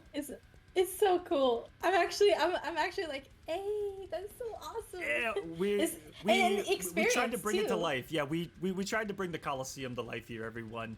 And it wouldn't be possible without our sponsors, so I'm going to talk about Hitbox for a moment, guys. Hitboxarcade.com/Kolosseum if you want to check it out. I just picked it up. We had Waz on yesterday who just picked it up. It's a little tricky at first, but what separates Hitbox apart from everyone else, you have your standard buttons, Sanwa as well, beautifully crafted. It's very, very comfortable. It's sleek as hell. Comfortable as hell. The wire just pops on and off. That's one of the best things I've ever seen. But what makes this unique is that it, you know, they're saying take control. It's literally taking control of your own execution as a player, because it limits your inputs of directions to single buttons, so you don't fat finger 14 different inputs like I do on a pad. You know? Yep. When you do down forward, you do down and then you do forward. Very hard to mess it up on a hitbox. The hardest thing to get down is jumping with your thumb. Other than that, your movement just gets solid over time, but the execution has been super crisp. And a lot of people preach that this is one of the best things to wave dash on in the world, yes, it is. because it again takes away you potentially pressing forward up, forward down, and mistiming fat fingering on a pad. Just forward, you know, forward. The timing's kind of tricky because you have to do it super fast, but all while using block button right here. So if you can level up your game with Hitbox today, hitboxarcade.com/Kolosseum. And we even picked up one as the show was happening yesterday. Quite literally, you guys have seen it pop up in the middle of the screen. You've seen it in the chat. The Cartesian Project, which is an indie game coming from Last Shot Studios. And if you guys like a fast-paced first-person obstacle clearance game that's not just first-person, also multiplayer and co-op, check it out. The link is in chat right now. It's available for it's available to add to your wish list on Steam, and it has a planned release of April 2022. Add it to your wish list today on Steam. Check out that link. It's pretty beautiful. Check out the Cartesian Project. And I know for a fact, I don't know if I'm giving away too much on this, but I know for a fact that a Mortal Kombat player works on it. So there's nothing but Mortal Kombat love from everything involved here with the Kolosseum. So check those guys out. I'm going to put them in the chat one last time. That's from Last Shot Studios, the Cartesian Project. Well, I hope I'm saying that 100% correct too. He can correct me in the chat. But it's OMW Productions in the chat is actually who creates this. So massive shout outs in the chat for joining us here for the Kolosseum. Check it out. Yes, I'm saying it right. Let's go, Cloud Scorpion. Cloud Scorpion. If you want me to say it, Cloud Scorpion is a Mortal Kombat community member that also works on this game. So check it out. There's the link in chat, and we've got some more Mortal Kombat action for you guys. I hope that I saved this bracket correctly. Yes! Whew. I'm on fire today. Hold on a second. You got this. You got this. You can ask Saki. She joined the call, and it was just me cursing for 20 minutes straight until we went live. The funny thing is, I'm so used to it because I've run my own productions, and I'm just like, I understand your pain. I am here to send you support, emotional support, so you can get through this.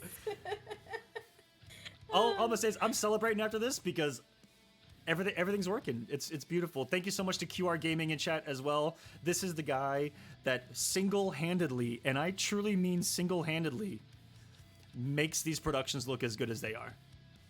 Fucking GOAT. Oh, sorry to curse. The fucking GOAT. Thank you, QR. We got Misery Business, and we got Tom Shim and Losers Finals. I think we're ready to close out this bracket. What do you guys think? Should we get in this? I'm ready. I'm ready. Beyond ready. Beyond ready. So I wanted to add to you, Mr. Aquaman. I actually, when I first started playing Mortal Kombat, Hitbox was and is my controller. I've been using Hitbox ever since Mortal Kombat 11 came out. This is unintentional, I promise. Not. I promise you this isn't intentional, Hitbox, if you're watching, and I know that you're going to want this on a clip later, but I had no hand in this. Saki, preach it. Preach it for me. Yes, actually, it's really good, guys. I actually have fat fingers, unfortunately. So when I was playing on controller, not only was I having troubles with inputs, my hands actually would get cramped. Ever since I would actually play on the Hitbox, I actually have two, so to speak. Ever since I've been on Hitbox, my hands actually have not hurt. I stretch them out, obviously, with the usual exercises, but it helps you guys so much and prevents some of the issues that you kind of can feel when you're playing on a controller for so long. I know a lot of people are like, oh, but what about like command grabs and different inputs? Let me tell you something. I can play this with Mortal Kombat 11, Tekken, Guilty Gear, where it's extremely difficult to have extreme execution, and so much more. And it is a really good piece of equipment. Definitely recommend. There you go. Check them out. Hitboxarcade.com/Kolosseum. I'll just put it in the chat. I got a command for that. Now that it's working, I love it. I love it. There's no better feeling than stuff working. As an organizer, I agree. as a producer, I agree. Even as a commentator, just the fact that stuff's working means that the show can continue in some form or capacity. So we're in it, and we got Losers Finals ready. It's Misery Business. It's Tom Shim. It's a savage runback. It was a game 5 full of mercies, full of brutalities, full of savage callouts with their names. Let's get into it. Let's do it. Oh, I'm so excited.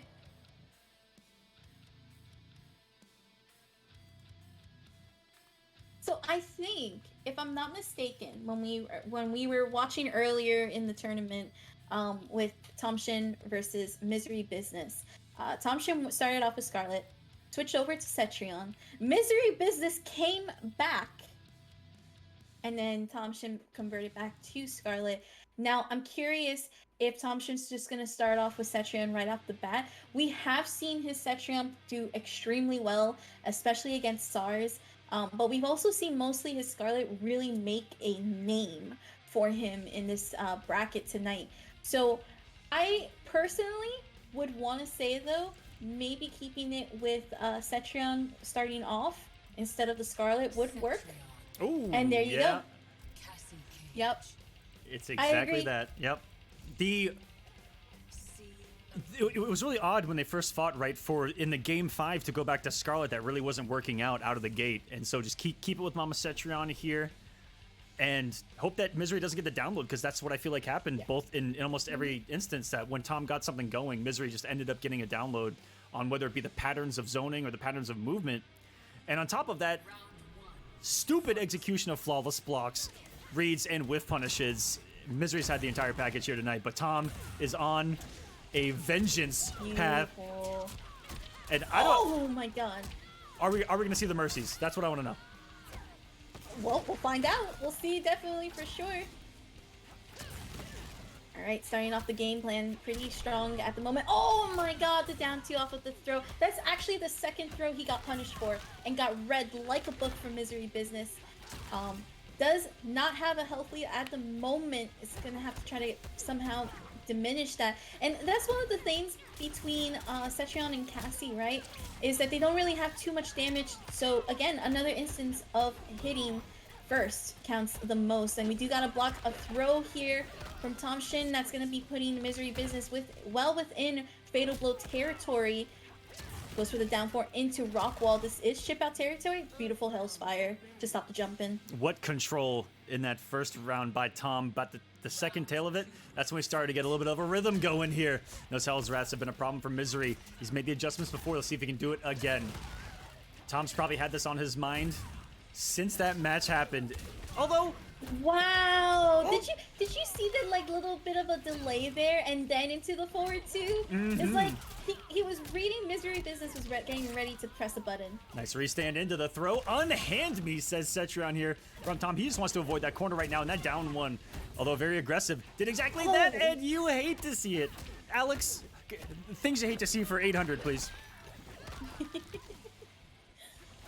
Unfortunately, one of the things that is a bit of a struggle, and I don't think doing an up 3 would help in any case, so better to just reset the neutral, but Tom is going to take the first game and not going to Mercy this time. It is too stressful to do that. I agree. Night and day difference from the last few games of their previous encounter, right? But that's that's how some things go too. When you knock someone into losers earlier than you go into losers, and you guys meet again, the thing is that they're coming off of a couple of wins and you're coming off of a loss, and that sucks sometimes. Cassie Cage. Speaking actually of which, Tom has probably had a little bit more games, I would say.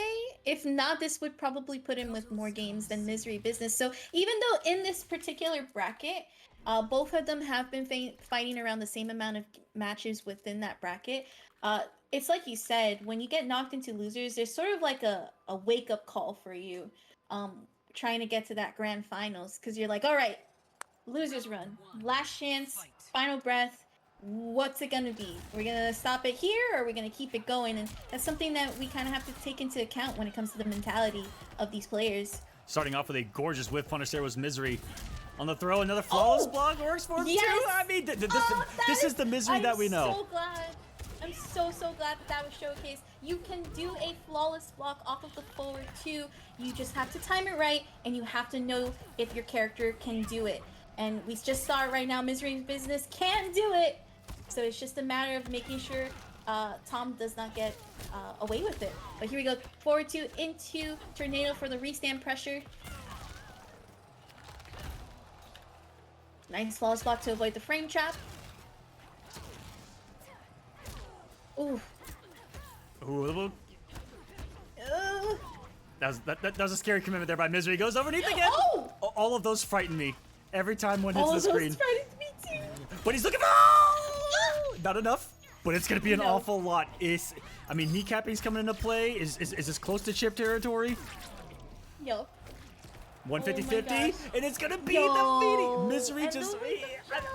His comebacks are a beautiful, beautiful thing to watch. Man, this is some high-level Mortal Kombat. This is definitely high-level Mortal Kombat right now that we're seeing. Really good stuff too. It's one of those things where we're just seeing it back and forth right now, and like we mentioned before, just keeping that game plan for Tom here. Tries to catch something off of the down one. Okay. Okay, goes for the grab. Down four is so plus on hit. You really got to respect pressure now. That's what's made. That's what's been one big difference in the current competitive meta is that pokes are so much more advantageous now, and it allows for a lot more jailing, which opens up a little more strike throw across the board. Nice flawless block to avoid any sort of damage there, and that's actually gonna any pushback, and that's gonna take the round for Tom. Misery needs this to get some kind of momentum. He does not want to go down 2 games. No, definitely doesn't want to go down 2 games. As Tom right now, he is on fire. Oh, breakaway off of that up shots. Nice stagger. And still committing to the high. Saki, he got the KB earlier, and he did a few of them on block earlier. But all it takes is one. All it takes is one with those. Yes, the thing is that it's like the risk of the crushing blow, and to be honest, on Tom's end, he has to be careful. Does try to get. Hello. Oh my God, the crushing blow off of the read there in the down 2. That's what they're kind of playing for right now, is crushing blows. There you go. That kind of makes sense because they both don't do an awful lot of damage. And hello, fatal So this blow won't from kill. But we saw that kind of trickery earlier, and I think in Oceania as well, where we saw the ground pound cancel into fatal blow because it gets everyone to jump. Yep. Oh, Wow. active Hell's Wrath from the top rope. Tom, what are you doing? Just walking down. Wow. Amazing. That was an amazing form of just like the trick, and the jump has actually been something that I see a lot of international players do, and I agree with you, Aquaman. A lot of international players, what they'll do is they'll do that empty short hop, and I guess especially with characters like Cetrion, since they have sort of air mobility or air movement to initiate like some form of attack, right? It sort of baits it out, and that's sort of what they kind of were expecting, and sort of trying to jump back or, you know, react to it, essentially. And sometimes it costs them, and there you go.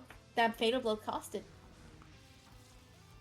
And again, these are two players that are, once again, in this particular bracket, the top two players of this, one of the top two players in the Pacific region.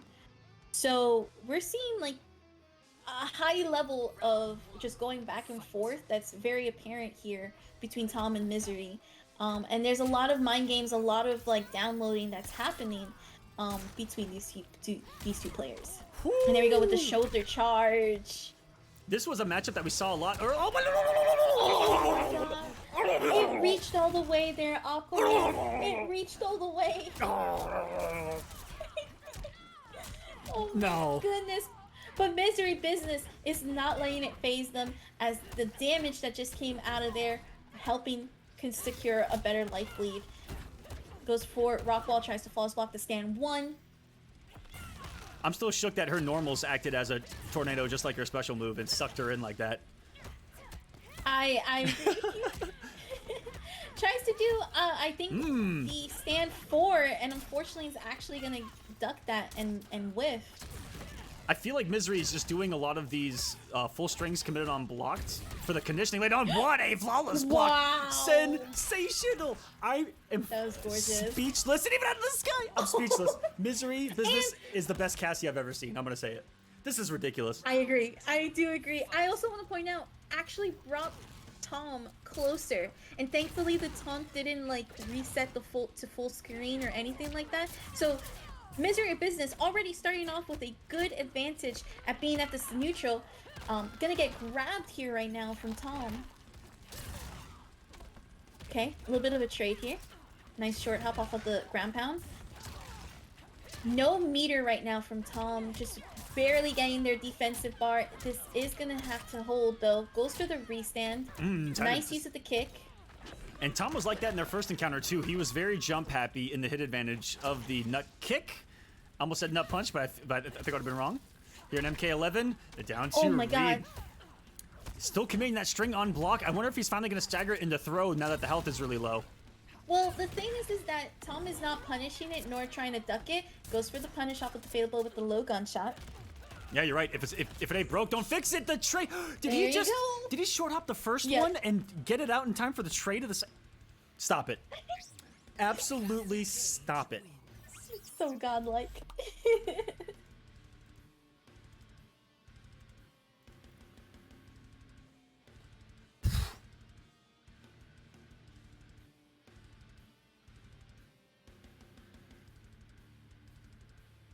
Someone in chat said that the noise I make when I'm disgusted sounds like I'm motorboating bosoms. You do make some of the most interesting noises in the Mortal Kombat community, Aquaman. It's one of the best things, and just sometimes the weirdest things, but best things. So it does not surprise me that there's a comparison for that. I respect it. I respect it. I can't listen. Sometimes the Mortal Kombat's so hype you just can't control what comes out of you. Wait, that sounds weird. Wait, pause. Pause on that one. Hard pause. 2-1 for Tom Shim. 2-1. Losers, finals of the Kolosseum Global Pacific. These guys came to play. So many game 5s, so many comebacks, displays of high-level Mortal Kombat, the mercies, Wow. the drama. We avoided. I mean, the drama's right in the variation name. I like that. I like that Tom's here for the murder and Misery is actually here for the business. Check him out at twitch.tv/miserybusiness up there. Let's go. And here we go. Misery Business having to catch up with a pretty significant life lead. It's definitely going to need to somehow just get in and open up Tom at the moment. Oh, there's a KB. Ooh. And this is one of those comebacks that Misery Bay just feels, and he's just going to look for something, some kind of miracle into the fatal blow. Looks like they confirm. Still barely alive. Oh, and the rock wall. Active rot wall. Giving Tom Shim a match point now for what is coming up next. Let's take a look. What's up next, guys? Grand Finals. Beautiful right there off of that whip punish here.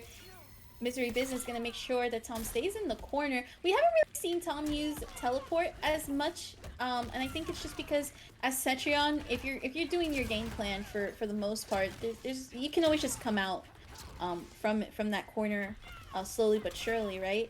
Oh, well, nice no, use of the no. rock wall to avoid. This is like let me. It does everything. Bringing it up. It honestly, at that range, does everything. It's going to absorb the shot. It's going to anti-air, and he jumped through it. Misery, the miracle. Wow, the distances that they're doing these at. I'm shocked that he's able to even get a reversal out in time for Misery to respect something there with the walk wall. This is life alert now for both these guys. Misery's just looking for hit confirm and a fatal blow. Yep. I wonder if That's it's gonna all get they crazy. need, actually. Like I feel Right? I feel like it was time to get crazy right there. Like raw fatal blow after the block. Oh no! Wow. And what ended up being the biggest thorn in Misery's side on the winner's side in this match ends up being it here in the losers as Tom Shim gets the vengeance from their winners encounter that did go to a game 5 that did include some mercies, that included a lot more Scarlet usage. And it's Mama Cetrion getting the win today into grand finals for Tom Shim, who is representing, by the way, Malaysia. Huge shout outs to that. Misery Business from Hong Kong. And we're jumping into grand finals against Mr. K, who is from Japan. How fucking cool is that? It's really cool. I expected the Cetrion. I really did. It just made sense. Because at that point, Tom's like, I've already played him once.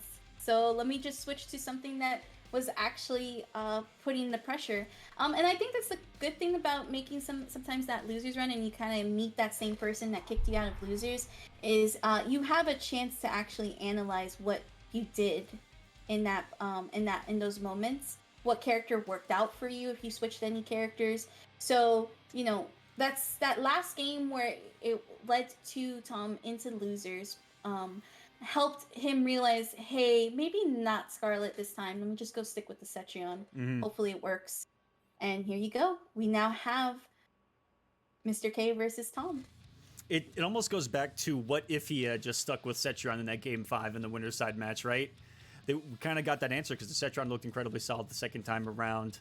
Great job there. And we're going to see a match that we haven't seen yet between the top 2 seeds. When this was seeded and getting information from all the players, they felt like it was Mr. K, Tom Shim, and then Misery as our top 3. And so far, that may be what it's shaping up to look like here. But boy, has it been close. It was a game 5 between Misery and Tom. It was a game 5 between Misery and Mr. K. And we'll see what Tom Shim and Mr. K can bring to the table here. Let's take a look at the bracket as it's unfolded so far. Big run by Tom through SAR, Word Salads, and Misery Business. And is going to be looking to take out SAR's husband and Mr. K in the grand final. He wants to end the he wants to act as Sub-Zero and end Mr. K's family line, apparently. And how fitting is it that Mr. K is a Scorpion main? No, I wanted to say Tom fought Sar, who is Mr. K's wife. He is trying to take out the whole family. Savage son of a bitch. That's crazy. that is actually pretty Mortal Kombat lore. I think material right there. Wow. That's crazy and amazing too at the same time. But wow, I'm actually really excited. I'm not. I feel like Tom will probably stick to Scarlet because so the thing is the two characters that we have seen, right, that Tom has played, they are technically not good matchups against Scorpion. Correct. And that's where I'm really interested to see how Tom's actually comes out with this with these matchups, because technically speaking, on the book, this is not a good one. Like, this is very struggle. Scorpion has a lot of things that can actually prevent Scarlet and Cetrion from reaching them, especially if he has the cancels. Mm-hmm. So we know that we're probably going to see Mr. K being offensive, poke into cancel, back off, use spear as well. Oh yeah, we're probably going to be teleport too. seeing an awful lot of that. Also, the staggery pressure out of Mr. K has been really cool. You know, it's very conventional pressure of Scorpions, but it's backed up by his ability to not overcommit with the teleport. If the execution is there, right? I think we've only seen one little 2-second period where it was off. Other than that, it's been crisp. It's been mwah, from Mr. K. The other thing too is reactions, right? And we've seen Mr. K react to a couple of projectiles, and both Scarlet and Cetrion have projectiles that Mr. K can just teleport and hit confirm off of. So there is definitely want to see how Tom does. I'm really excited for Tom, in the sense of that, like, how are you gonna handle this? Show me your ways. Let's see what happens here. Mr. K is someone that I have just briefly gotten to not just watch, but also follow on Twitter. And he's always posting videos of himself doing stuff that we are too lazy to do. I think there's no other way to put it. He is in there trying to find option selects and slight notation differences to do OSs that no one else on planet Earth is probably capable of. And that's putting him on the map over here, for me at least, and putting Pacific on the map. Because we've also seen some of the most gorgeous footsies, flawless blocks, etc. from Misery Business, from Tom Shim here. It's been a great combat, guys. Wonderful job all around. And it's Grand Finals time. Let's fucking go. Grand Finals and Team Kill too. Both are from MCG.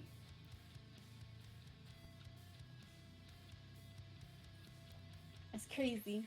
Let's get it. It is going to be Mr. K versus Tom Shim. Let me put something next to their names so you guys know who is coming out of the winner's bracket, who is coming out of the loser's bracket. The person coming from the winner's side of the bracket still hasn't lost at all in the tournament. If you guys are new to tournaments, it's pretty simple. I love this explanation for it. Everyone has 2 lives. Mr. K hasn't lost yet. Meanwhile, Tom has. That's why he's in the loser's bracket. So, to make up for that in Grand Finals, Tom Shim has to beat Mr. K twice in 2 best-of-5 matches to send him to the losers and then eliminate him from the tournament. Because, like I said, everyone has 2 lives. Mr. K, on the other hand, just needs to win 1 best-of-5 if he wants to be your Pacific champion of the Kolosseum Global. Presented by Hitbox. Hitboxarcade.com/Kolosseum. You saw it right there on the screen. Let's go, Grand Finals time! So there's a lot of games ahead of us for these 2 players, and for us ahead. It's gonna be exciting. Splendid. Also, shouts to Slayer in the chat. You've been killing it, man. Thank you so much for the love. Hope you're enjoying the show. Jumping in immediately, Mr. K with the right read out of the gate. Just round 1 fight. I know what you're gonna do. Give me a full combo off your defensive bar, and that's how you get started here. Oh, the micro duck! Oh my god! Beautiful call out. And here we go. We're gonna put Tom into that corner there, and there you go. Just like they said, poke, back off.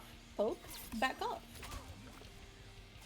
On the flip side, Tom is going to be doing poke, poke, poke, poke 1-2, poke throw. We'll see if he gets more aggressive here against someone like Mr. K.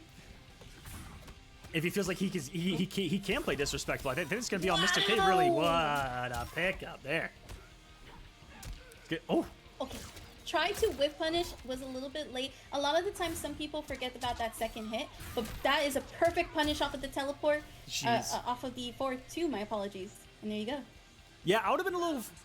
Because right there, what a lot of Scarlets like to do is to only do the first part from that distance, whiff it, not do the second, and then whiff punish you for trying to whiff punish it. So there's a big mind game there. Mm-hmm. Oh, nice back 4. Let's go punish for that. And look at that. Bam. Safe. And if that would have hit, would have been a ride of her life. Oh my goodness, That's these just checks right now. Nice. Ooh. Oh, the down 1 into the parry. That's actually going to give her some life back. It's a significant amount as well. And now it's a completely different health lead. Even stops the spear. We thought that he was going to be able to spear maybe a little bit more, but he's kept this a lot more conventional, a lot more blocking, and just probably staring at Scarlet, looking for approaches. And yeah, he's just trying to get into his normal range. And he tried to react to that tongue too, but it was a little too fast, and his spear was on range right there for the punish. So I noticed that Tom didn't go for the full hit confirm, instead went for a throw. I agree with it. It was a little bit of a risk, but it worked. And we do have both players fighting for this last round. Big swings here from both. Oh, and that's gonna hurt. Look at her normals, the range of the normals, and Mr. K has tried his best to stay outside of the range. But that one was perfectly spaced. Big damage. You love to see it.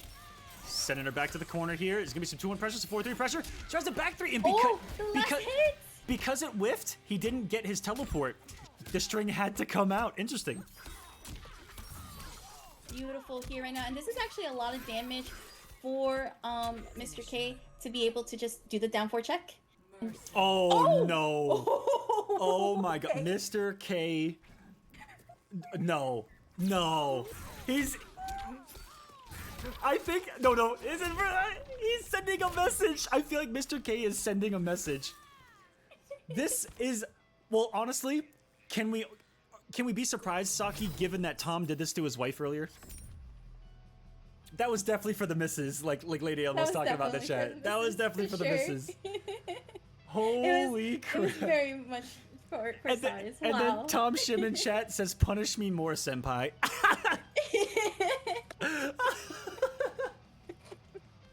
You love to see it. Wow. It was amazing. I have no words except wow. Message sent, delivered, accepted, received, noted. Crazy. Absolutely crazy. You guys are just watching the movie Scorpion's Vengeance. That's all you guys are watching here right now in this grand final.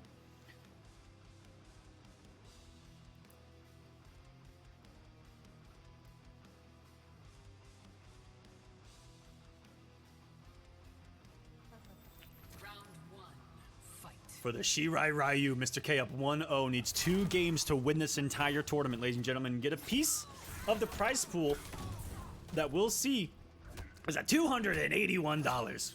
Hot diggity damn. These boys are playing for some money here tonight. Nice! Up 3! And I actually agree with that up 3 because that will at least keep him close and capture from that far range. It was gorgeous. And here we go. Okay, trying to catch a Scorpion there off of the air. Oh my god, that was a normal into the teleport conversion. That was disgusting. I don't think that he was option selecting that one. I think that he was doing more of a proximity OS, which is doing it at a range after the block down 4 where it's either going to whiff or if they move forward or press something, it's going to connect. It's actually a crazy aspect to fighting games. I love the patience here. The slow moving. Whoa! A teleport into the corner. I've seen some ballsy things before, but that was pretty wild. That was definitely a risk there. But Mr. K taking that first round. Ooh. Jab by the tongue, and there's a blood boil. Here's 280 damage gone. Have a nice day. Thank you for shopping at Walmart. Only for 1 bar, you know? It's fine. It's totally fine. The other thing too about that forward two, beautiful flaws. Oh, stop it! Oh my S- god, just stop he did it again. Just stop it. Put the pad down.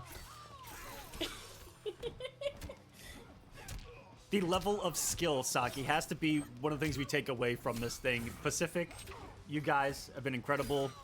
I named it Pacific just because I know that this branches out kind of beyond the mainland and wanted to cover as much of the region as possible.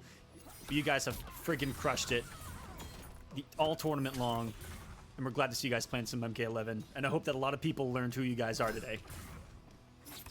Absolutely, we're seeing such a high level skill right now in all of these players, and literally just holding no. Oh, he's dead. My gosh. Later. I held my breath because I knew the fatal blow was coming. Eeeeee. Oh man, that hurts. That hurts. Tom stays alive.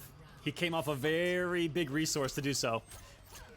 Okay, there goes the punish off of the teleport. Thought that the breakaway was gonna come. That is Scarlet's armor break, and Mr. K did not give it to him. Just another mind game that Mr. K has won the night, and there's another one on the down three reading the parry. Yep, and here we go. Goes for the throw right now to set up some full screen advantage here. Nice teleport. Exactly what I mentioned before. I think he's been trying to catch that blood tongue for quite a bit too. So, oh no, and then this is gonna give some health back, actually taking her out of the 30% tile. Ooh, nice conversion there on the anti-air, and he's close to dead. That's pretty. He might be. Oh my god! Wow! Oh my god! Blood boil from Tom Shiv. That was surprising. There were a lot of times where Mr. K had. I thought he had taken the momentum away. Back-to-back flawless blocks, 35% BMBs. Yeah, 2 blood boils later, and Scarlet's caught up. No problem. Tom is making it work here. 1-1. 1-1 indeed. Amazing stuff right now from these two players. I like that it's going back and forth. I see that Tom has made a couple of adjustments too against Mr. K. That blood boil really came in clutch though. The amount of damage that it did, definitely coming in clutch.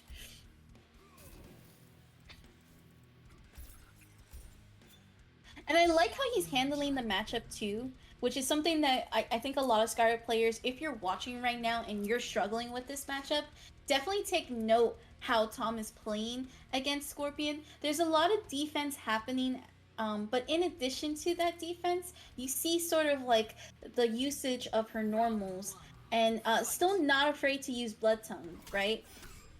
Still trying to keep it grounded. And all these forward 4-3s, he's been really loose with them as well. Loose with all of his strings, apparently. Into the blood boil, no breakaway for Mr. K, and he is down a lot of health right now already. Yep. But sometimes with that grab, it's all it takes for Scorpion, right? So we definitely are seeing Mr. K going for that punish, using the cancel instead to start it off, force the breakaway out. Nice. Ooh. Staggers, another throw. Look how quick too Mr. K was able to sort of even out the health lead. Nice kick there to avoid the parry. Just the flawless block on that one. Ooh! And if he would have let that forward rip, it would have been the KB. He actually had the right read right there. Tom Shim actually thought he had a really good one too, because he thought he was going to back away here. He's fighting himself out of the corner with the 1-2s. Always moving forward. I think that's what the forward 4-3s are really for, is just to move him out of the corner right there. Double fatal blow territory. Mr. K I'm scared right now. Be careful here. If he does flawless block anything, this could also lead to Tom doing the fatal blow. So it's literally a, like, oof. Big whiff. Nice. Did he punish? Oh my god! Wow. Does it hit confirm the punish? I can't believe it. And then he was right on the parry. Mr. K has actually had a couple of moments where the execution hasn't been there, but he's made really big reads, and he hasn't gotten a lot behind it as well. Like, there's a little bit of hesitation, so something Tom's doing is definitely starting to work here. Oh. Nice. Goes for the up3.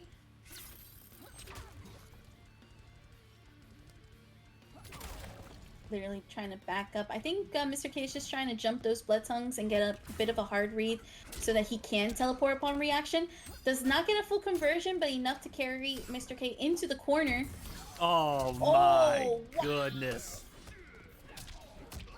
Ooh, trying to get aggressive there. Mr. K pressing a button after some negative frames. Paid the iron price of 278, and look at Tom's health. Woo! Jumping right on up. What a read to make a comeback happen in this round if he's able to close and seal the deal. Simple scorpion pressure right there, and there it is. Wow, beautiful. The one that he dropped in the first game there, Saki picks it up in game number 2. The stand for optimal AF punish. This scales actually not that bad. That was disgusting. That was really disgusting. And I like the down 4 check to solidify it. And Mr. K is going to go up 2-1 right now on the board.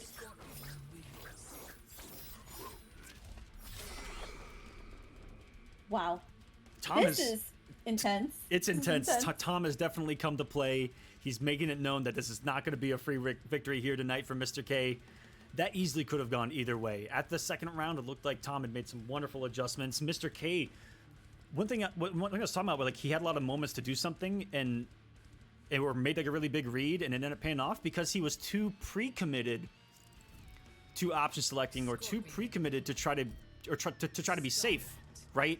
And there's a couple of moments where if you're not looking for the other thing, you miss the, or you know, where you are looking for that, you're missing the punish that's in front of you or the damage that's in front of you, like with that forward 3-4, you know, could have been something massive. Little instances like that, and a couple more on hit that haven't gone into teleport, right? The OS hasn't been there. Maybe if you're just looking for a regular hit confirm with back 1-4 or forward 3-2, I don't know the correct inputs, but maybe that might access a little more damage. Because the OSs haven't been super crisp here in this grand final. It might be the pressure of the competition too getting to them. I agree. No, I 100% agree. When you're in the seats of grand finals, it's stressful, and that is a beautiful hit punish. Tried to go for the short hop because I think he thought he was going to be a little bit shorter, closer rather. Nice use of the blade. There we go. And this is actually going to be all this damage right now, because Tom does not have his breakaway. Hello, and there you go. That's the same exact 4-3-4 that he didn't do the previous game when he read the blood tentacle. Absolutely gorgeous. The immediate turnaround. And don't disrespect my plus frames. There's a down 3 waiting for you. Mr. K is just on an offensive onslaught right now. That cannot be stopped. That was... I'm a loss for words because that was just such an amazing gameplay there from a top level Scorpion. And he uses sweep. He uses sweep and stand 4 a lot, like normal usage that you don't see outside of this. That was there goes gorgeous. that OS you said again. Oh my god! Wow. And the flawless blocks have been on point too. This was something that I was mentioning when we saw Tom fighting against Salad earlier. Flawless blocks for this matchup is crucial, and Mr. K is doing it. Let's see if Tom though can keep Mr. K in this corner. This is stop it. Oh my! Absolutely stop it. Stop it. He did not. What is? Oh my! What's happening? What's actually happening right now? Why is everything getting flawless block? I came in flawless block. Shot comes 4-3-4. What's going on here? Oh! That's a lot of damage. That is a lot of damage, and he gets health back too. So he's no longer in the fatal blow position. Has to play a little bit safer, I think. Goes for the jump in. Ooh. Goes for the grab. Quick. Oh Quick my throw god, there. both of them now in fatal blow territory. Oh, that's gonna be it for the round. I don't know if he need. I guess that was the only way that she was gonna be able to guarantee the rest of that health after the string, huh? Hey, yeah. it keeps Tom alive in this tournament. If that did not work out, he could have been going home, staying alive, trying to get a piece of that prize pool tonight, baby.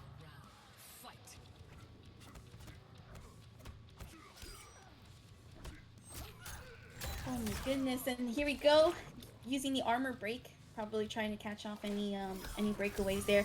Goes for the forward 2, is gonna get whiff punish by it. Another whiff punish here from Mr. K.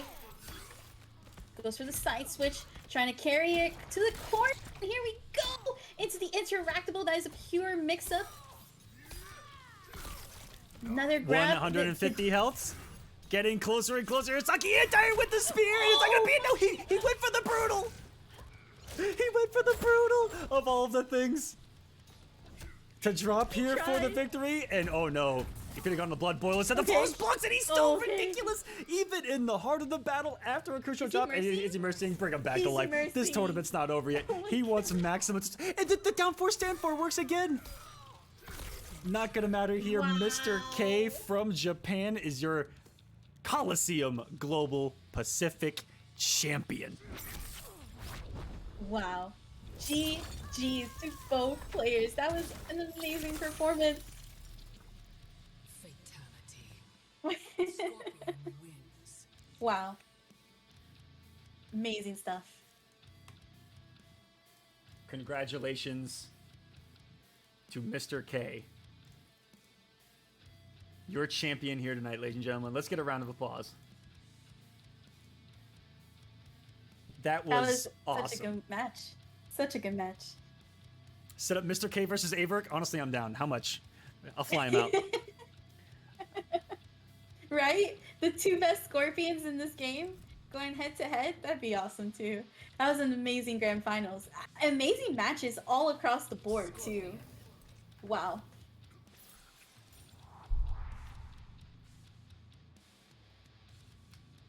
So good. I'm still speechless from the amount of flawless blocks that we've seen this tournament. That might be some of the most flawless blocks I've seen in a top 8 to date. And it was out of a region that I'm just seeing for the first time. That's stupid. It is amazing. Just goes to show you that the Mortal Kombat community extends all across the globe, and there's talent all across the globe. And all it takes is just like, hey, we have a community ready for you. Can you showcase us? And there you go. This wasn't just possible because of the Kolosseum and everyone involved, guys. This was in part due to them, the community themselves, Misery Business reaching out, tagging me 1,000 times, going, hey, we have a region here. Check it out. We would love some opportunities. And same thing goes for North and West Africa that we've got coming up, South and East Africa that we've got coming up. Those regions I felt like could have used a lot more love, and we've got almost 40 to 50 players from Africa signed up. Our most interest is from Latin America, which I'm glad is starting to blow up even more because they have such large communities and hype communities down there and all over the planet. We've got Europe, we've got Russia involved. We just came from Oceania down under. We've got North America as well. A lot more global to come.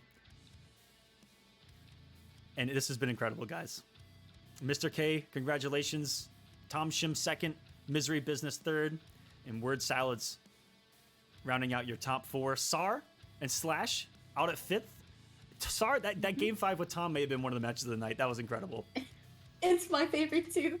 It's my favorite too, actually. That one, and I think it was Misery Business versus I think it was actually Misery Business and Tom too that also had me like gasping for air. It was amazing matches. All of you did so amazing, and I hope to see more of you, especially since we're opening back up offline. I hope to one day meet and see all of you compete offline as well, because y'all are killing it. Seriously. That you guys are. Thank you guys so much for putting on a show like that. We got Mr. K in chat saying Japan's never had an opportunity to hold a tournament like this, so today was a lot of fun and just grateful for the opportunity. Mr. K, you're the one that deserves a lot more opportunity yourself. I want to see him at Evo. I want to see him at these offline events because I mean, just based on the skill that we saw, these guys could do some damage on the pro competition. There's no doubt about it. I would have gotten smoked. Are you kidding? I would have been unsmoked too, and I probably would have been like, "Hi, can you teach me more, please?" Do you remember in Joker when he finally became the Joker and he's on his way to the show and he's running away from the cops and he gets hit by the car? I'm getting hit by the car. That would have been me in the bracket right there. These guys are incredible. And yeah, Metfi's talking about it. The stand 4s were amazing. Again, different usage of normals, just a different mentality in this region. That was beautiful to see. I loved the proximity stuff. I love the OSs, the flawless blocks. These guys' execution is top notch, and coming from the more old school FGC era and knowing people from even older FGC era, it's almost to be expected out of Japan, and that's why I really want to see more from that region, is because the players have to be stupid good. And Mortal Kombat's been dominated by North America for so long, but that age is coming to an end, I feel like. You know, if we didn't have Sonic Fox, we would have lost the past few Evos as well, so. I mean, look at MKX. If it wasn't for Fox, Foxy would have won the first one, Tekken Master would have won the second one, and these internationals are just getting better and better every single year, I feel like. So great job to you guys. Keep international combat going. I can't thank you guys enough. Saki, I'm gonna give the floor to you. Talk about yourself, what you've got going on, and then I'll close this out. It was an amazing honor to be able to commentate all of you. In addition to commentating and competing, I also run Queen of the Hill series. It is a tournament for the ladies. We are actually doing our next monthly in July for Mortal Kombat 11. We've ran games for Mortal Kombat, Soul Calibur, Street Fighter, and we are now going to be heading into Guilty Gear in the month of August. You guys can find me anywhere and everywhere under the same user that you see below me, Saki Sakura TV. As I mentioned, I'm competing and commentating both MK11 and Guilty Gear Strive 2. I actually have my first gig this offline coming up Saturday, so I'm excited. Good luck, good luck. But yeah. Now, where can they find Queen of the Hill? That has its own Twitter and Twitch as well, right? Yes, that does have its own Twitter as well. So you guys can follow Queen of the Hill series at the QOTHS. We again are working on our next monthly, so if you know of any players, women or non-binary, that are really epic and they're looking for a community to compete in, get their feet wet in competition, meet some more people and more competitors, definitely check them out and head them to Queen of the Hill series. We'll be able to help them out. Amazing. Thank you so much, Saki, for coming on. Hope you had a great time. These players were awesome. Tomorrow, we're going to be live. I think it's an hour later than it was today. I think we're slowly getting later in the day as these regions progress, because we're looking at the road. We're going from like the right side of the globe when you're looking at the regular map, slowly going this way towards our time zone. So it's getting late. It's progressively getting less early in the morning. But we're going to the Middle East tomorrow, guys. Middle East is going to, the bracket's going to be live at 11 o'clock Eastern, and the stream will be live at noon Eastern right here at twitch.tv/Mr. Aquaman. And I'm joined, I don't know how I pulled that off, but I got Tekken Master on the mic with me for Middle East. That's a pretty Hollywood pull right there. I'm shocked he said yes. That guy's pretty Hollywood right there. But that's gonna be really cool, you know, having someone that can break down the Middle East region for us like that. And another region that should probably get more love than they do, and they have one of the best players on planet Earth, probably a few of the best players on planet Earth from that region, and we're gonna see a lot more of them on display tomorrow. That's gonna be it for us, guys. Last shout outs to our partner here, our presenting partner, Hitbox. Check them out at hitboxarcade.com/Kolosseum. I mean, you're gonna hear Ragnarok say that in my outro anyway, but check out Hitbox. I pick it up, I'm loving it. Waz picked it up, he's loving it. Apparently Saki's using it and loving it. Again, unintentional. Unintentional plug from Saki on that Hitbox, so I respect that. But thank you so much for being here, guys. Pacific has been absolutely wonderful. Every single person has been so kind. They've been so supportive of themselves, trying to bring their own scene up, get more players involved. It's what this is all about. So thank you, everyone. Thank you for watching the Kolosseum. We'll see you next time. But before I get out of here, I'm going to find someone to host real quick before I forget. Because let's actually pass this love along. Let's keep it going. And see who's like, we got Biohazard playing, streaming. We got Jukes playing and streaming. You know what? Who we thinking? Who we got over here? We got Burr streaming. I'm kind of feeling Jukes. Jukes is playing with Biohazard. They're just playing together. But I'm going to give it to Jukes for that pro competition run that we saw about a week and change ago. I can't remember. Time's kind of an illusion. It was probably a couple weekends ago. But time just goes by crazy here in 2021, guys. I hope you guys understand. So I'm going to toss the love over to Jukes. That's it for us. Saki, thank you again for coming on. It's been a pleasure. We'll see you tomorrow for some more Kolosseum. Have a great night, everyone. Peace. The Kolosseum